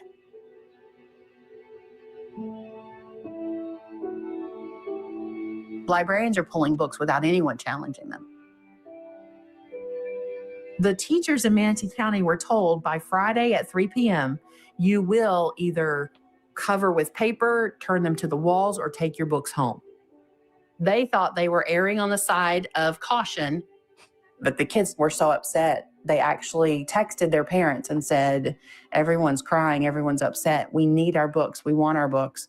They wrote emails to the principal saying, please don't take away our books. So what you're telling me is when conservatives tried to get all the book bans, The leftist teachers then went to the students and said, isn't it sad that all your parents are getting these book bans? And don't you want to write letters into saying that you just want your book? It was the teachers that got the kids to do that, guys. A lot of those kids probably were never even in the fucking library anyway. They wrote the letters and they did the things because the teachers told them to.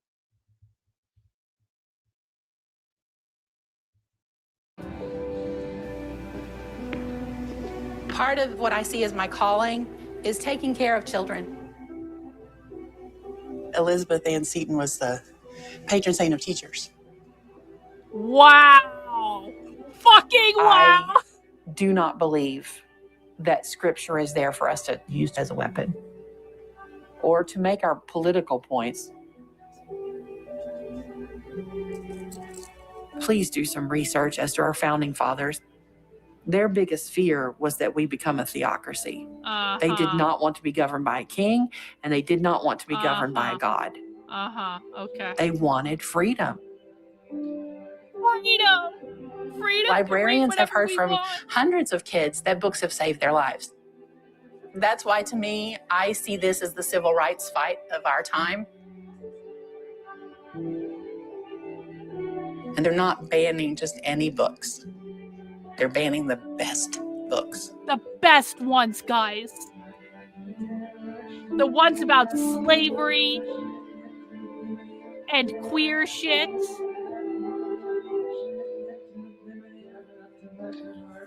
We reject woke ideology. We fight the woke in the legislature. We fight the woke in the schools. We fight the woke in the corporations. We will never, ever surrender to the woke mob. Florida is where woke goes to die.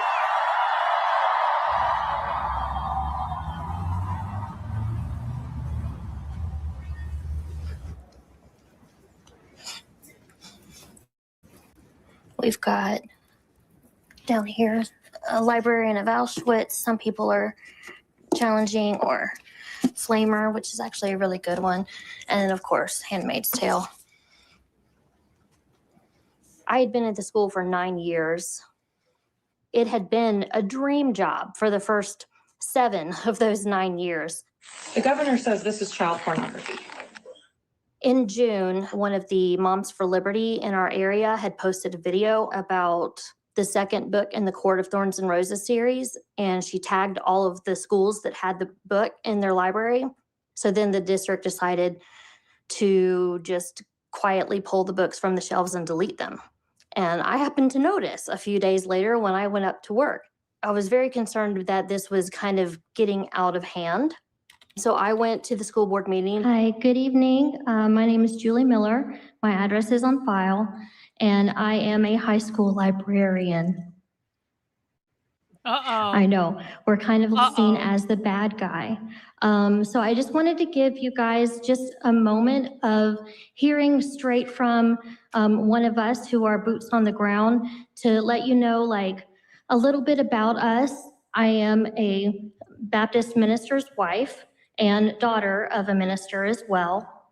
It was at that same meeting where Bruce Friedman showed up. This year, at least 102 books have been banned in Clay County, Florida. They were removed from school libraries thanks in large part to this single conservative activist. I represent No Left Turn in Education. That's the Florida chapter. Wow. Also run the New York chapter. Also a member of Moms for Liberty. Oh, yeah. I spent like 45 minutes after that meeting talking to him. And it was a, pleasant, weird, but pleasant conversation. And the next thing I know is Bruce essentially said in an article, I'm going to clean up the libraries in Clay County. Anyone who gets in my way, I'm going to run over them like a dead body. Which is like, good. First of all, who runs over a dead body? Like, what does that even mean? But very like triggering language. Guys, I'm gonna go get a refill on my coffee at 7 p.m. at night, and I'll be gone like 2 minutes. I'll be right back. I'm gonna let this play. Let me know if I miss anything. And then he started writing my name on challenge forms. Talk to Julie Miller. Julie Miller has this one. Surprise, surprise. Disgusting. It was like, what is going on?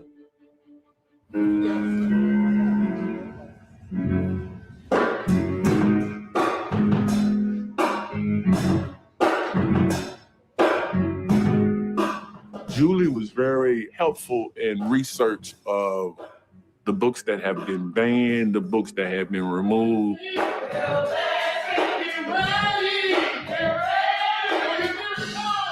To attempt to take Black history and take a lot of our stories away from children is one of the most evil things I think a person can do. When it comes to the number of banned books at schools, Florida leads the nation, and Clay County is #1 in the state.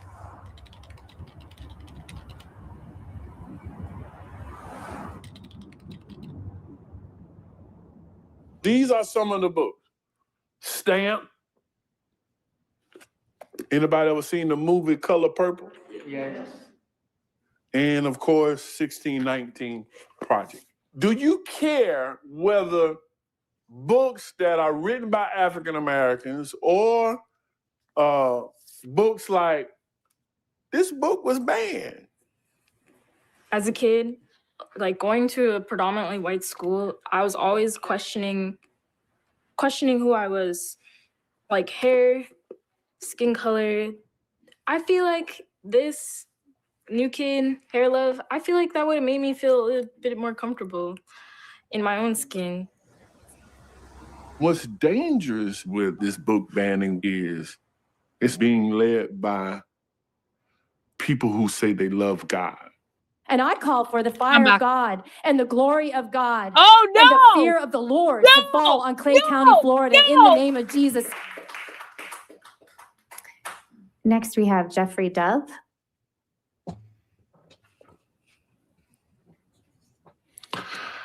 I do not wish the fire of God to fall on you all.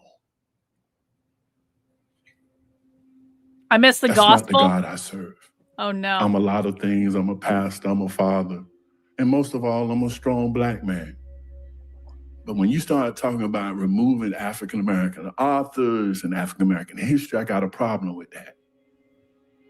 Because right now, we are an embarrassment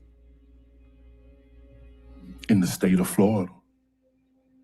We got the list of these books are to be removed immediately, so says the Oversight Committee. I wrote an email back and just asked, like, could you please provide us with the reason why each of these books is being removed? Some months had went by. I asked someone about Julie and how she was doing. That one thing that I dreaded the most had happened. I lost my job. I was removed from my library for asking questions. Just asking They're going to say questions. it's because I was refusing to follow directives. That's not the case at all. It's really just because I kept pushing back.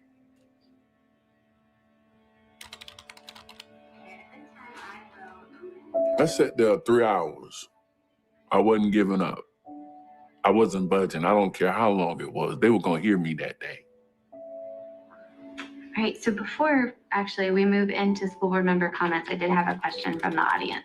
And this is from Yeah, the reason I came back because I saw one of you all's media specialists in Clay County was removed. It's wrong. Don't do people like that when they have a different view. It's not fair. If anybody has to be responsible for this cabal, we're leading the United States and books that are not on the shelf, it's y'all. Shame on you. Shame, shame, shame on you. Moms for Liberty are making a lot of ground. Very smart young ladies. I call it wicked genius. It's a genius that curtails to so real, oppressing so people. real and true.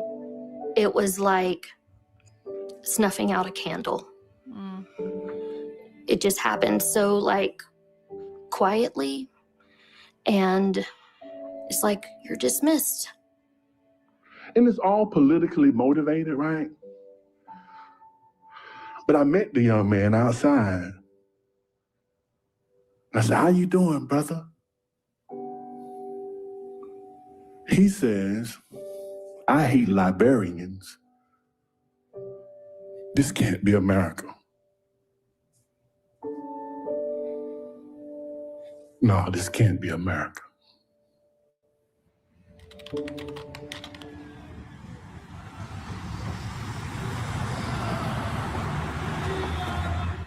It feels like I'm living in a dystopian novel right now. Like, if you would have asked me 10 years ago if I was going to have like security concerns at a librarian conference, I would have been like, you're nuts. This is the highest number of attempted book bans since we began compiling these lists 20 years ago. And I hate that censorship affects our professional lives, but it is a reality. Sometimes librarians are relocated to other buildings or grade levels, and sometimes librarians are outright fired for defending intellectual queer right freedom. there, queer. And then there are the cases where librarians feel for their physical safety and for those of their families. One librarian had her tires slashed during a library board meeting. We understand what's going on right now on a very real and personal level for some of us. But I know that as librarians, we continue to remember and focus on our professionalism and the work that we do. We want to make sure that we are reinforcing to you that even in the darkest of days, Oh, this God. Are you serious, bro? Are you serious? Are you serious? Bro, what year is it? What year is it? Do you understand what year it is? Because I went to that Trump rally in 2020. I went to that Trump rally 6 years ago.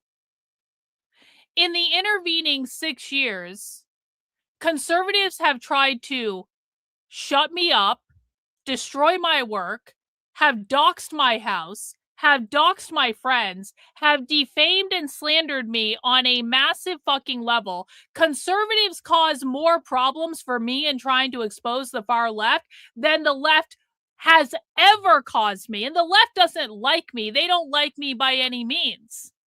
But all of the problems that I have to deal with, or 90% of the problems I have to deal with, come from conservative retards who don't want to listen and are completely unhinged from reality. Conservatives and fucking MAGA-tards are the biggest challenge that we face in defeating the far left, because conservatives and MAGA-tards aren't even fucking fighting the far left.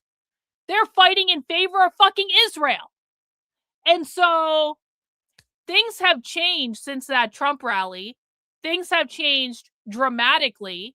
I do not like conservatives unless they start hinging into reality and stop acting like retarded fucking toddlers at recess. If conservatives are smart and they want to know what's going on and they don't act like blatant assholes every fucking day in my chat, I have no problem with them. If conservatives are trying to make my life difficult in any way, or insist on spreading lies and misinformation about the far left that doesn't line up with any primary source evidence at all, they can go fuck themselves right off. And Trump hasn't done anything to stop the left. And no, I didn't vote for Trump last time, and I do not regret that at all. Trump fucking sucks. The entire Trump administration sucks. None of them are doing anything. Literally, fuck every conservative commentator that lies to and misinforms their audience. Do I need to keep going here?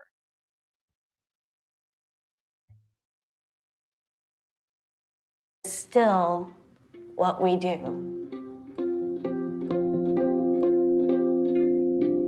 We want to talk about a book banning controversy underway in Island Trees, New York. For 6 years, The Naked Ape, Slaughterhouse 5, and 7 other books labeled by the school board as anti-American or obscene have been banned from Island Tree's library shelves. Stephen Pico, you were one of the students to bring action, were you not? We filed Looks suit like someone's because trying to get we me to say believe that something, every aren't they? American, regardless of So that guy is literally just in the chat with a brand new account to try to get me to say something that they can then click. Let me tell you guys what just happened. That person that was just, I just haven't seen you since 2020 and I just don't know what's going on.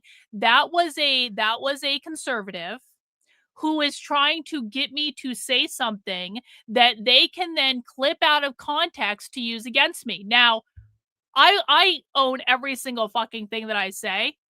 And so I'm not afraid at all of them taking what I just said and clipping it, because literally, fuck conservatives right off. Like, I don't care if they clip it, but I want people to understand what just happened. When that person came in and questioned me, their goal was, I just don't understand. They're not real.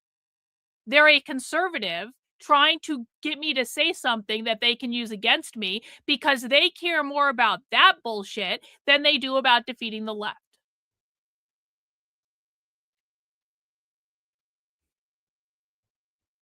Fun times, fun times. Hey, thanks, NFL Guru. I appreciate it. Let's make sure that account gets banned. Goodbye, loser. Age has the right to be exposed to a diversity of viewpoints and gain a number of perspectives on life. The Supreme Court today sharply curbed the authority of local school boards to ban books from school libraries. For lay people, this is the Roe v. Wade of libraries. When the Krauss list came back, when Granbury boxed up hundreds of books, they were infringing on what PICO established. A book cannot be removed because of a disagreement with the ideas that are in the book. We're highly trained in the selection of age-appropriate material. Most of us have library and information science master's degrees. All run by leftists, We learn by the legal way. precedent. We take courses on it. The thing that truly concerns us is when an individual, whether it be a parent or a non-parent or a single group within the society. Susan. 1983. Does Susan seem queer to you? Does Susan the librarian in 1983 seem queer to you? Yeah, if it has an apple, it has a banana. Yep. 1983. Say again, Susan. Legal precedent. We take courses on it. The thing that truly concerns us is when an individual, whether it be a parent or a non-parent or a single group within the society, tries to determine what is correct for not only that child, but other children as well. God, that sounds like something a queer person would say. Hey, thanks so much, Anti-Commie, for the super chat. Karlyn has had basically zero leftists and about 8,000 billion jajillion conservatives that come here and say stupid shit. Even the one leftist doesn't disrupt class. Yeah, like when we do have leftists that watch my channel, by the way. There are 100% communists who watch my channel, but they don't disrupt and cause problems.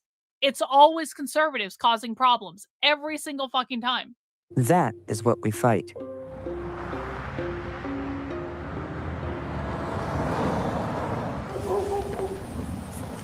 I'm not going to say my parents were white Christian nationalists, but when I started being targeted, they didn't speak to me for a week.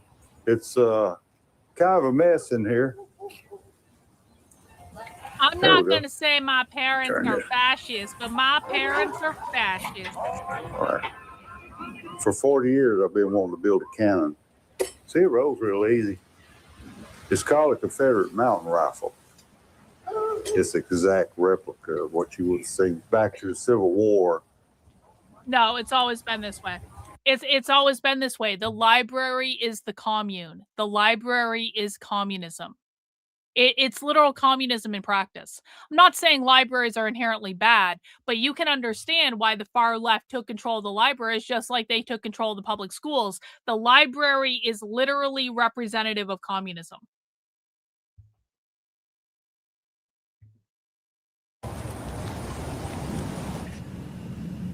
You know, I've done a lot of family history and research. My ancestors listed slaves as property, and I'm not proud of that. Property. It's uncomfortable. But I think sometimes we have to be uncomfortable and face that fact. Why would you want to embarrass white kids or? It's like she said, that's the past and we can't change that. What you don't want to do is teach your kids to hate their country, because then when they grow up, we won't have a country. I love my country, but I think we have to acknowledge that we're not perfect. Don't teach only the bad, the bad, the bad, the bad, the bad, the bad, the bad. While the rest of us were in lockdown, Live Oak Middle School librarian Amanda Jones and her students were traveling the world. I decided if they couldn't go out in the world, I was going to bring the world to them. She was awarded the 2021 National School Librarian of the Year. And I hope to use it as a platform to advocate for school libraries across the country. Here's Amanda Jones at the Livingston Parish Library Board meeting on Tuesday, July 19th. Why is she fighting so hard to keep sexually erotic and pornographic material in the kids section?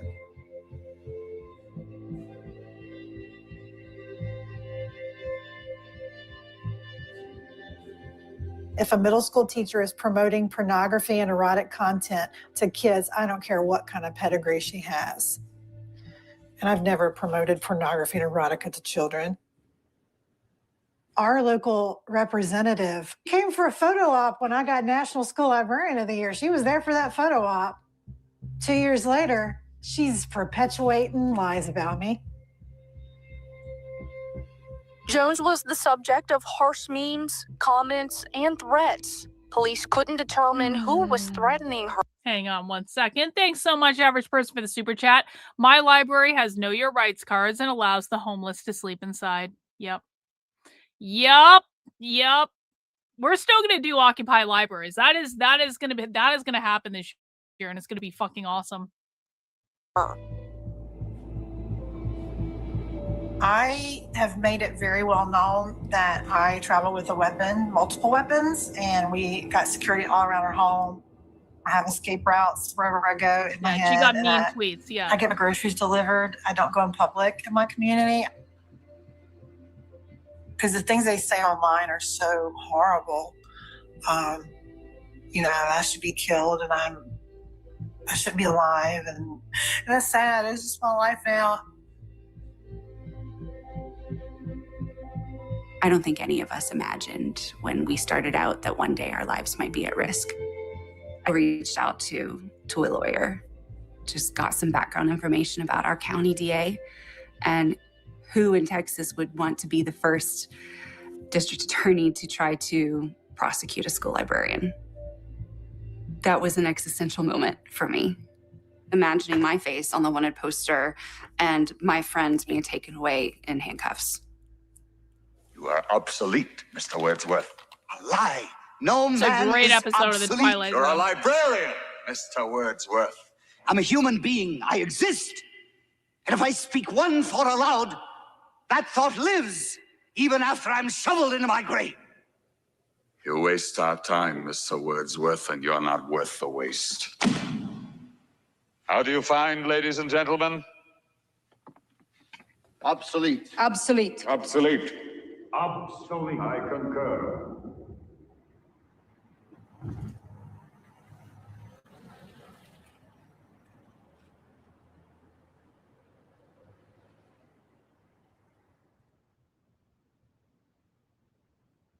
When I was first attacked back in 2021, a student who was not a library regular previously started showing up in the first couple of weeks in September every day during lunchtime and would just roam the stacks. And I'd go out and I say, "Can I help you find anything?" And he would say no. And I would leave it at that. I don't want to, nag a kid. After 2 weeks of this every day, I see the kid emerge from the stacks holding Lawn Boy by Jonathan Evison.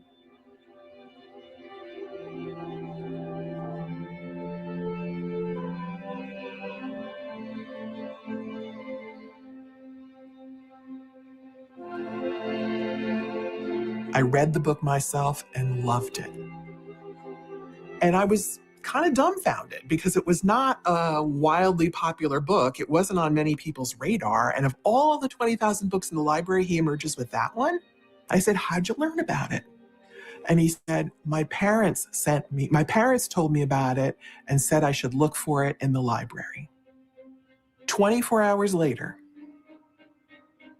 that student's mother was standing in front of the Board of Education. Martha Hickson, our school librarian, remarked to my son as he was checking out the books. Wow! Actually, you know what? Actually, that was a based move on the part of those Wow! Holy shit! Conservative parents use their kid to go in and find the fucking library. That's the first cool thing they've done in this entire video. They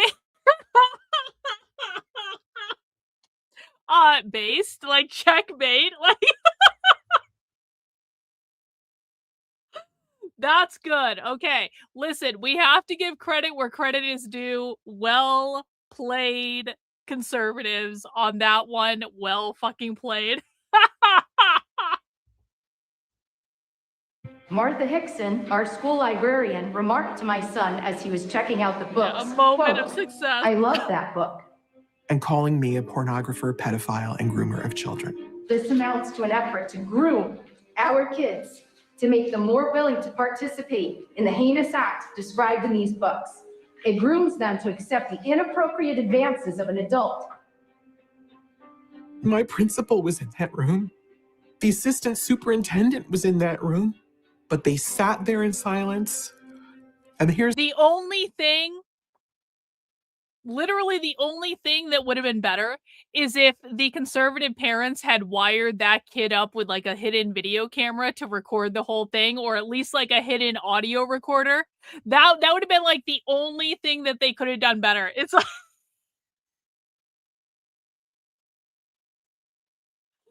I'm actually impressed that they used their own child to do this. the pain, really painful part.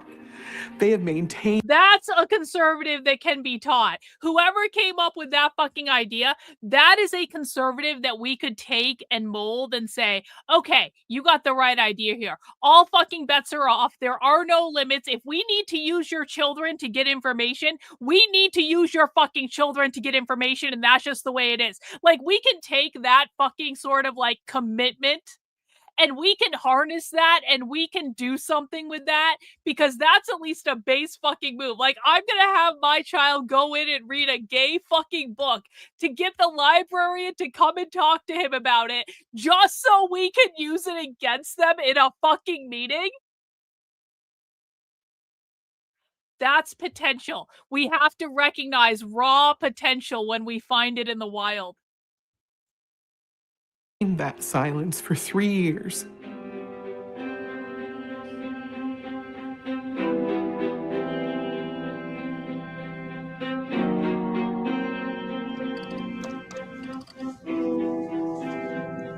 Being a librarian, I started researching.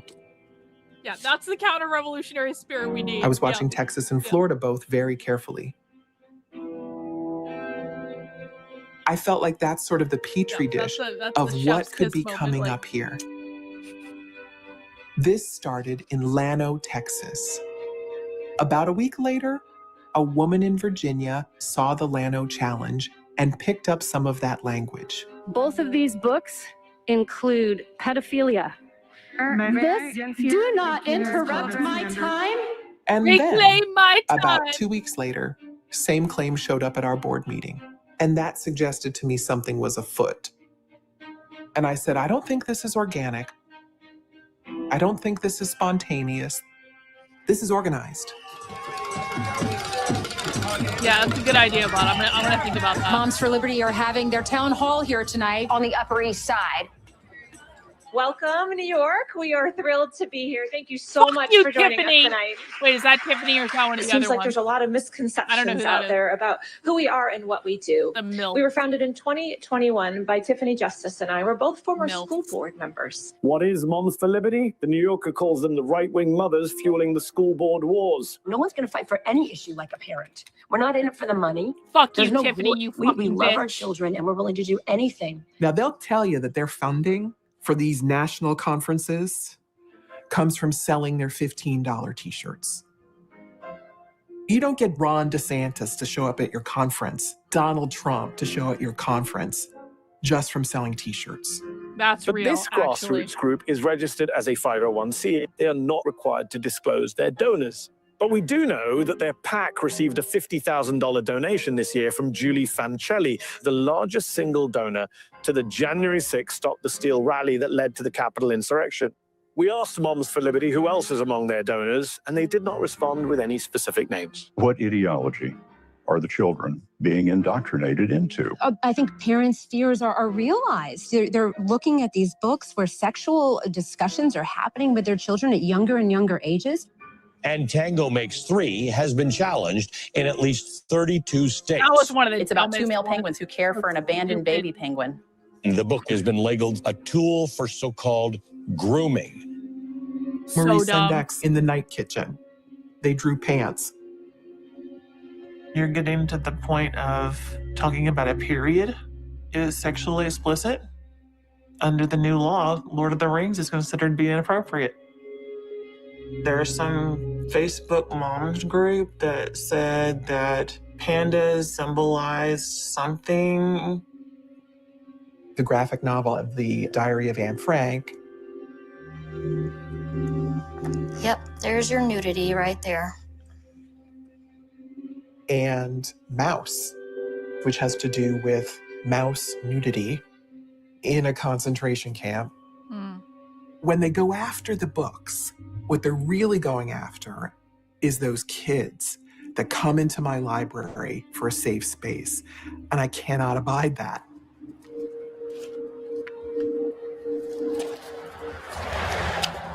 Part of the ethics of our profession to support the First Amendment and to fight censorship. It's what I've been trained to do.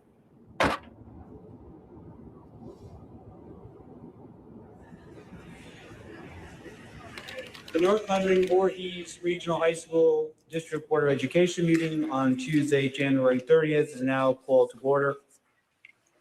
If I were a younger person, I may have left by now. But I believe firmly in what's right. And then I also believe firmly in my students.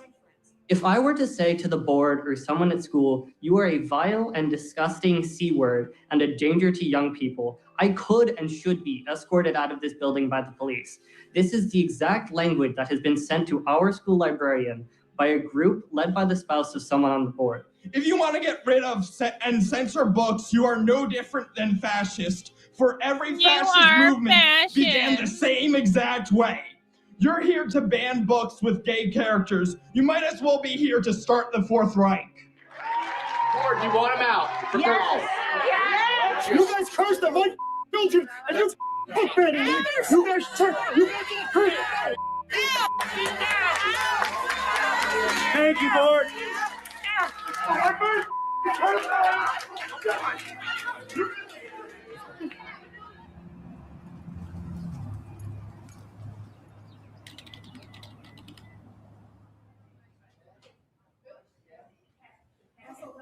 The book itself, Queerfully and Wonderfully Made, that's going against the scripture.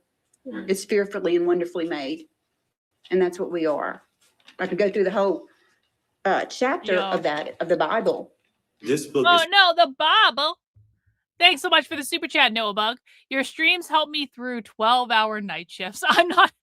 I'm not sure if that's a good thing or bad thing, bro, but I do appreciate the super chat. Hey, thanks, Florida Girl, for becoming a member of the channel. Welcome to the cult. We appreciate having you here, and I do see you're learning. I know I kind of like I pick apart some of the things you say sometime. I hope you understand. I'm trying to help you learn. I hope you understand it's all done to try to give you the information that you want and to make sure you understand it. So I do appreciate your support. Thanks so much. Considered nonfiction, and it is including Christianity. The Bible doesn't support this, so that already debunks the nonfiction status of this book. So we're talking about pornography here. I was born and raised in Holden. I am also trans feminine, and I am a queer person.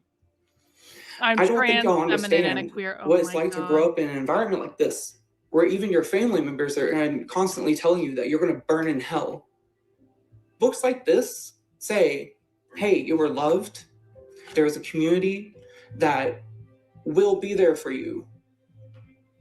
Sorry, my anxiety is running very high because I can tell that y'all very much misunderstand us. This gives much, this require, thank you. Listen, I want you to understand that if I'm annoyed at answering questions, it's not because you're asking the question. It's because I have had to answer some questions no less than 1,500 times over the last 3 to 4 years. And so it's just like, there are some questions. I want you to ask questions. I want everyone to ask questions, even if it seems like a dumb question, because everyone comes to this stuff at a different time. You just got to understand that if I ever seem annoyed when I'm answering a question, it's probably because I've already answered the question at least 3 dozen times in the last month. And it just, it wears on you after a while. That's it. That's it. It's not a you thing.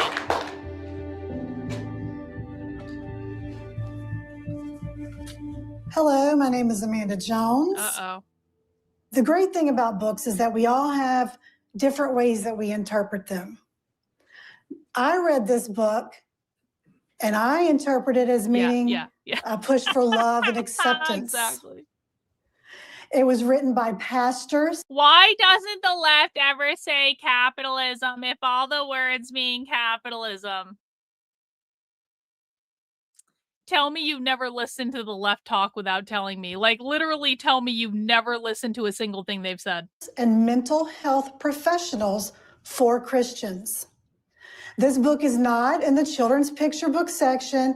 It is in the teen nonfiction section where it belongs because it was written for teens. Monitor your own children. Don't let your children read it if you don't want to. No one's forcing you to check it out. LGBTQ youth who report having at least one accepting adult are 40% less likely to attempt suicide. Some kids don't have those adults in their life. I have lost over 12 students who were ostracized because they were made to feel less than in this parish. And I feel it right now, even though I'm not from that community, from the hate that's coming from some people in this room. It would be easy to move this book and placate a few people for the sake of bypassing drama. It would be easy. But sometimes doing what's easy is not what's right.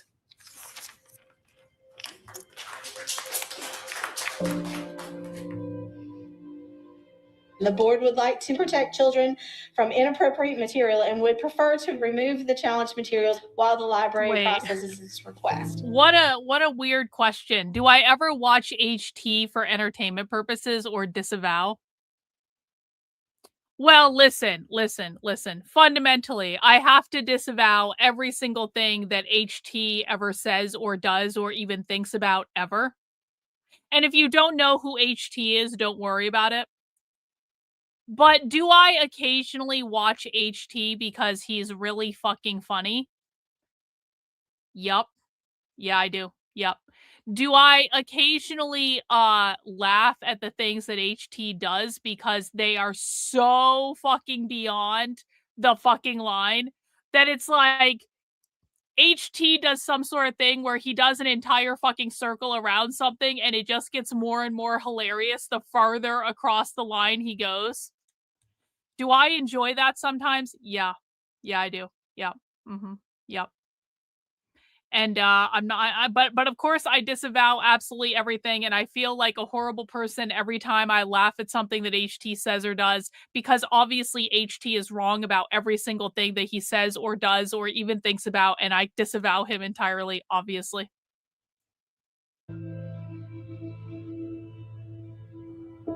I'll be damned if for we're going to lose another entertainment kid purposes only. because of something our community has done to make them feel less. Oh no, it's no. I've had former students reach out to me that have told me books have saved them. And then there's the kids that grew up and killed themselves because they were ostracized in our community for who they are. And if I was silent, my silence would be my compliance, and I am not going to be complicit in the death of children. I'm literally killing children. The hurtful feelings, I'm not going to participate in that anymore. Because even though I didn't actively participate in before, I was silent and I saw stuff. But I'm not going to do that anymore. I literally killed children. This is my strong-willed child, and I thought, she's not going to lay down and take this. See, and now what's happened? Do you want to know why? Do you want to know why leftists are fucking everywhere? This person was raised by conservative parents. This person's parents are conservatives. And this is what the conservative parenting produced. And now she's like, I knew my daughter wasn't just going to sit down and take it. Mother is now basically being a fucking leftist. This is the problem with conservatives right here.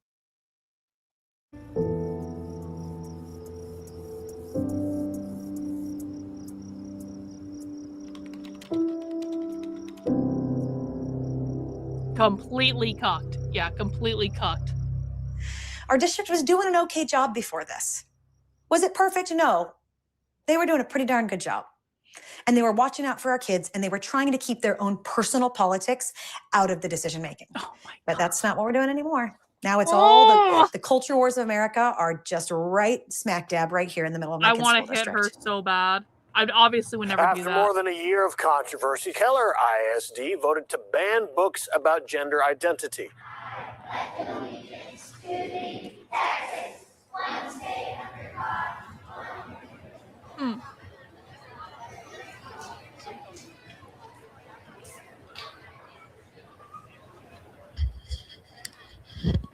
Oh, here we Hi, go. Here I'm we Lainey. go. I'm a mom of 4 kids in Keller ISD. As soon as our new Patriot Mobile School Board was elected, your top priority was to disregard all the parent, district, and community input. Since then, you've created a hateful, contradictory, nonsensical, and unconstitutional book banning rubric.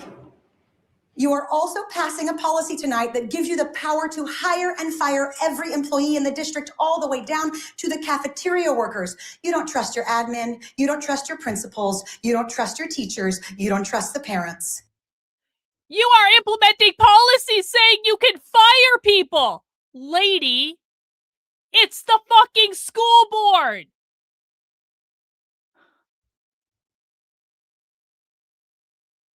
How dare you fire people from their jobs?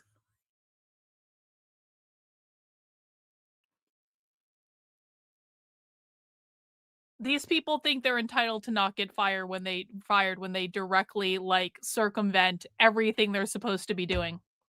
You don't need no one needs it's don't worry about it. Don't worry about it. If you are meant to find HT, you will find him, I promise you. You're coming for teachers and librarians. You've made it clear, and they know it. We have a movement within America that has decided that school boards are now where they want to push their agenda.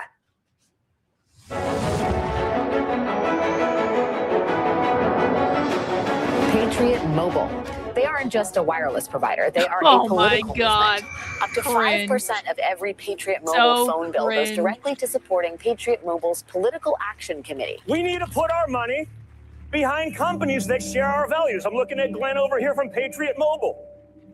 We know that Patriot Mobile, they admitted to coming into So our communities cringe. and interviewing people and finding who they thought would best represent their interests. And that's who they backed with the hundreds of thousands of dollars.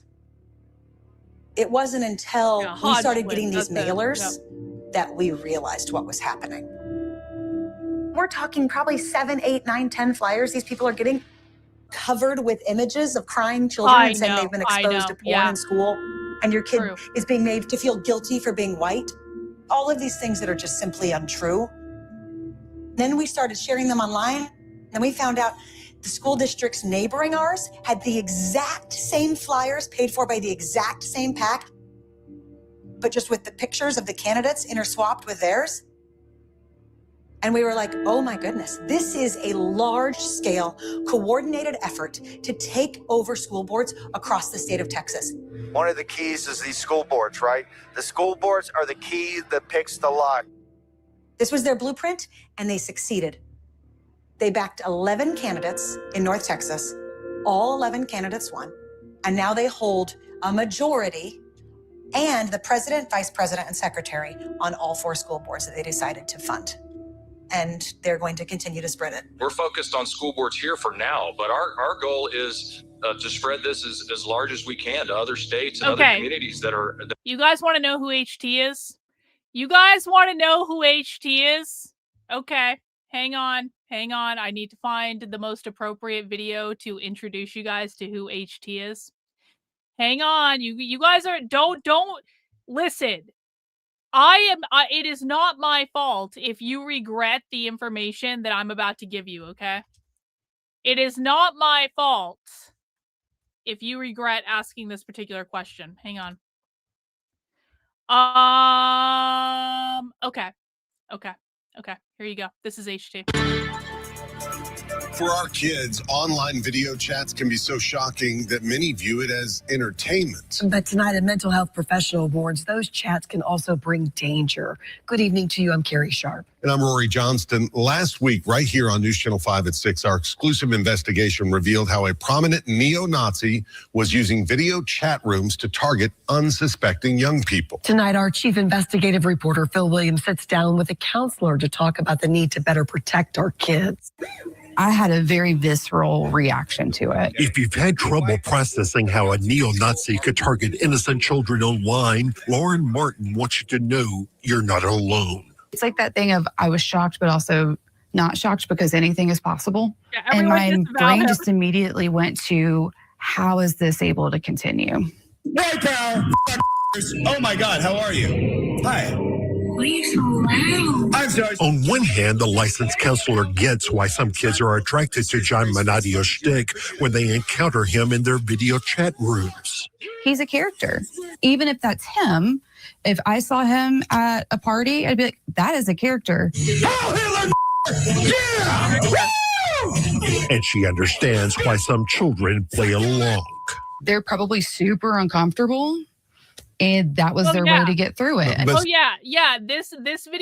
This video, when I was on Fox News for Breaking the Coke Be Less White story, and they asked me to explain anti-racist math, and I did. And then for the last 5 years of my life, this video has been circulating in conservative social media for 5 fucking years. Conservatives clipped me out of context to then say I was a leftist on the internet. And do you know, every single time this video used to go viral, I used to have conservatives in my DMs sending me death threats. So, yeah, literally fuck conservatives. Literally fuck them. They can go fuck themselves. Some of the kids are really enjoying it. And that's like where it feels edgy. Like what people are saying, this is entertainment. It's a joke. They're in it for for the plot. What she does not understand is how the neo-Nazi treats the innocent kids he meets. Good. How old are you? 14. You look like you're a good kid. Mm-hmm. Here he goes from talking to this child about black people to pretending he's going to commit suicide on camera. If I gotta go to heaven with I'm just gonna kill myself, man. I'm just kidding. No. After saying don't, the boy rises from his chair in anticipation. For Lauren Martin, it's a disturbing moment. It's almost like that. He's not being serious, is he? Or almost like confusion. And so you're trying to make sense of what's going on. We're not going to play the sound, but Manadio uses a sound effect to pretend he fires the gun, then slumps back in his chair. The teen just keeps staring blankly into the camera. Tell me from a therapist standpoint, how bad is the fact that he would do this to a child? I mean, you don't have to be a therapist to know that.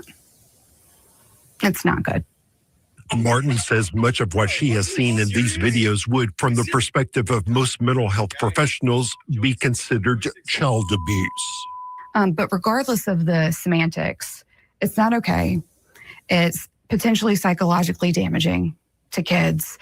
And if anything, it definitely leaves an imprint on their nervous system. Yeah, Our investigation. That's right. HT is literally the most evil person in the world who is perpetrating a FaceTime Holly. Exactly. We disavow him entirely. Discovered that Manadio finds his victims in roulette-style video chat rooms like Omi TV, designed to connect people with strangers for conversation. When I went online, I found lots of kids. There were also men and women exposing themselves.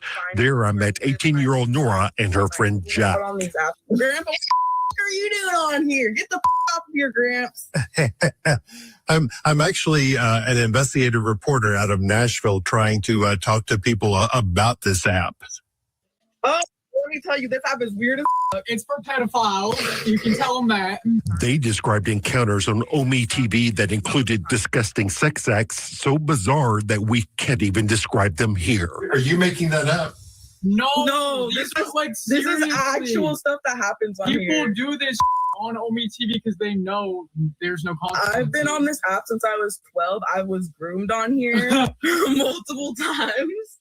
And I heard similar stories from this young man whose name is Sonny. I mean, I run into a lot of grown men just doing inappropriate things, in front of kids. You feel me? Anyway. Yeah, you get the point. I don't care about any of this. This is about HT. But it's still available on the web, providing a target-rich environment for trolls like this neo-Nazi to target kids. What is the risk of these children being desensitized to this hate and to this racism? Listen. You all wanted to know who HT was, and now you know who HT is. And if you are meant to find HT's content online, which is horrible and awful and vile and totally hateful, but sometimes very funny, but horrible, and really no one should be watching his content because we disavow HT entirely and completely. Obviously, it's the worst thing on the internet. It's the worst thing since Hitler himself. And no one should watch it, except sometimes it's funny. But you should definitely not watch it, okay? That's all. You wanted to know, and now you know. Back to this. That are, quite frankly, wanting what we're Jews doing here in their anti-Semitism. communities.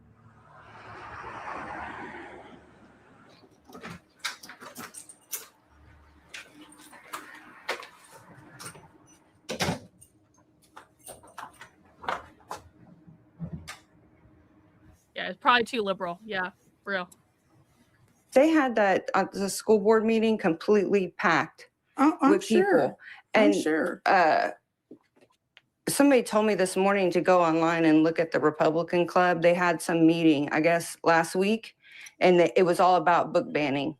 And they had speakers come in, so they got them all riled up Why is that and gave lady them all wearing their a crop talking top on points so that camera? they could all come to this meeting and That's just completely the ultimate drown jerk. anybody else's voices out. That's what they did. That's what they do. Well, a lot of these people actually make threats, about having a gun and yada, yada, yada. It's just so ate up. It is a milk with top. hate. Yeah. And there's not enough voices countering it. Of the United States and of this state. Of the United States and of this state. So help me God. So help me God. Congratulations. Thank you. I ran on this platform. The porn and the grooming and pedophiles in schools. I felt like it was there. People just didn't know, or they didn't know where to look, and I was going to find it. So that's what I did. That's why I ran. And so I did the research. I was expecting to find something that would relate to what they were saying, but nothing even came close. It didn't even come close. It just became very apparent that what they were trying to tell parents and what was actually happening in our schools were two completely different things. This was just complete sexualization of the kids, and it's not stopping, it's not going backwards, it's moving forward. It pains me to say that GISD, through the inaction of the Board of Trustees and the upper level administrators, are grooming your children. The aha moment for me was a conversation I had with one of my former co-hosts. I felt we need to let our community know that it's not in the schools. And he told me to stop talking to my fellow trustees, just completely cut off communication. I refused to do their bidding. And I said, no, I'm not doing that. That's not right. Now I'm enemy number one with them. Surprise, surprise. Courtney Gore has been an entire and complete and total disappointment. Yes. See, so another example of a conservative that got themselves elected to something, didn't understand what they were looking at regarding the left, and then said, hey, none of this crazy shit's even being taught, because she didn't understand the language. Do you got, again, this is just another example of why anytime someone says to me, Karlyn, what do we do about all this? I say, literally sit down, shut the fuck up, listen to what is going on, and learn as much as you can. And if you are unwilling to sit down, shut the fuck up, listen to what's going on, and learn as much as you can, there is nothing that you can do. That woman got herself elected to school board, didn't know what the fuck she was looking for, then turned on the conservatives and started preaching that nothing was actually happening in schools. Was there stuff happening? Of course there was.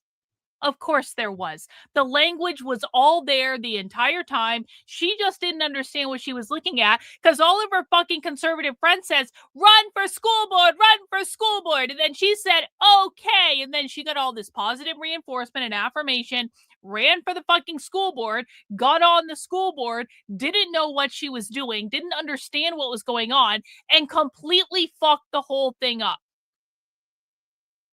What if instead she had sat down, shut the fuck up, listened to what the left was saying, and learned as much as she can, and then she went and ran for the school board, or then she started doing other things that were way more productive than running for the school board. I'm not saying sit down, shut the fuck up, listen to what's going on, and learn as much as you can. I'm not saying this to be mean.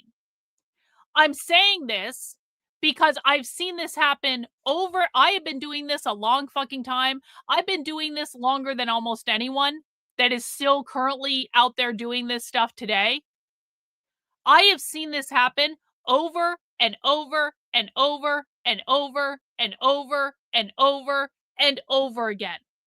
I have seen tens of millions of dollars, maybe even hundreds of millions of dollars, wasted and completely fucking squandered by conservatives who thought they fucking knew everything, didn't understand shit, tried to go do something about it, and completely fucked it up. And then the left took what they did and used it against them to make the problem even worse. I have seen this literally happen over and over and over and over and over and over and over again.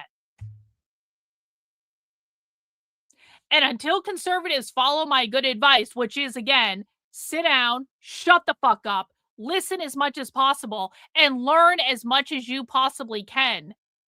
And until you do those four things and you become fluent in the language that you're talking about, you don't do anything else. That's it. No, Karlyn, but what do we do? That's it.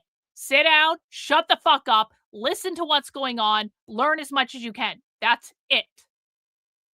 If you can't do that, you cannot do anything else.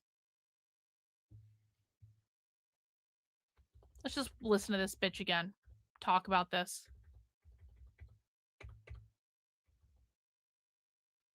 I ran on this platform. The porn and the grooming and pedophiles in schools. I felt like it was there. People just didn't know, or they didn't know where to look, and I was going to find it. So that's what I did. That's why I ran. And so I did the research.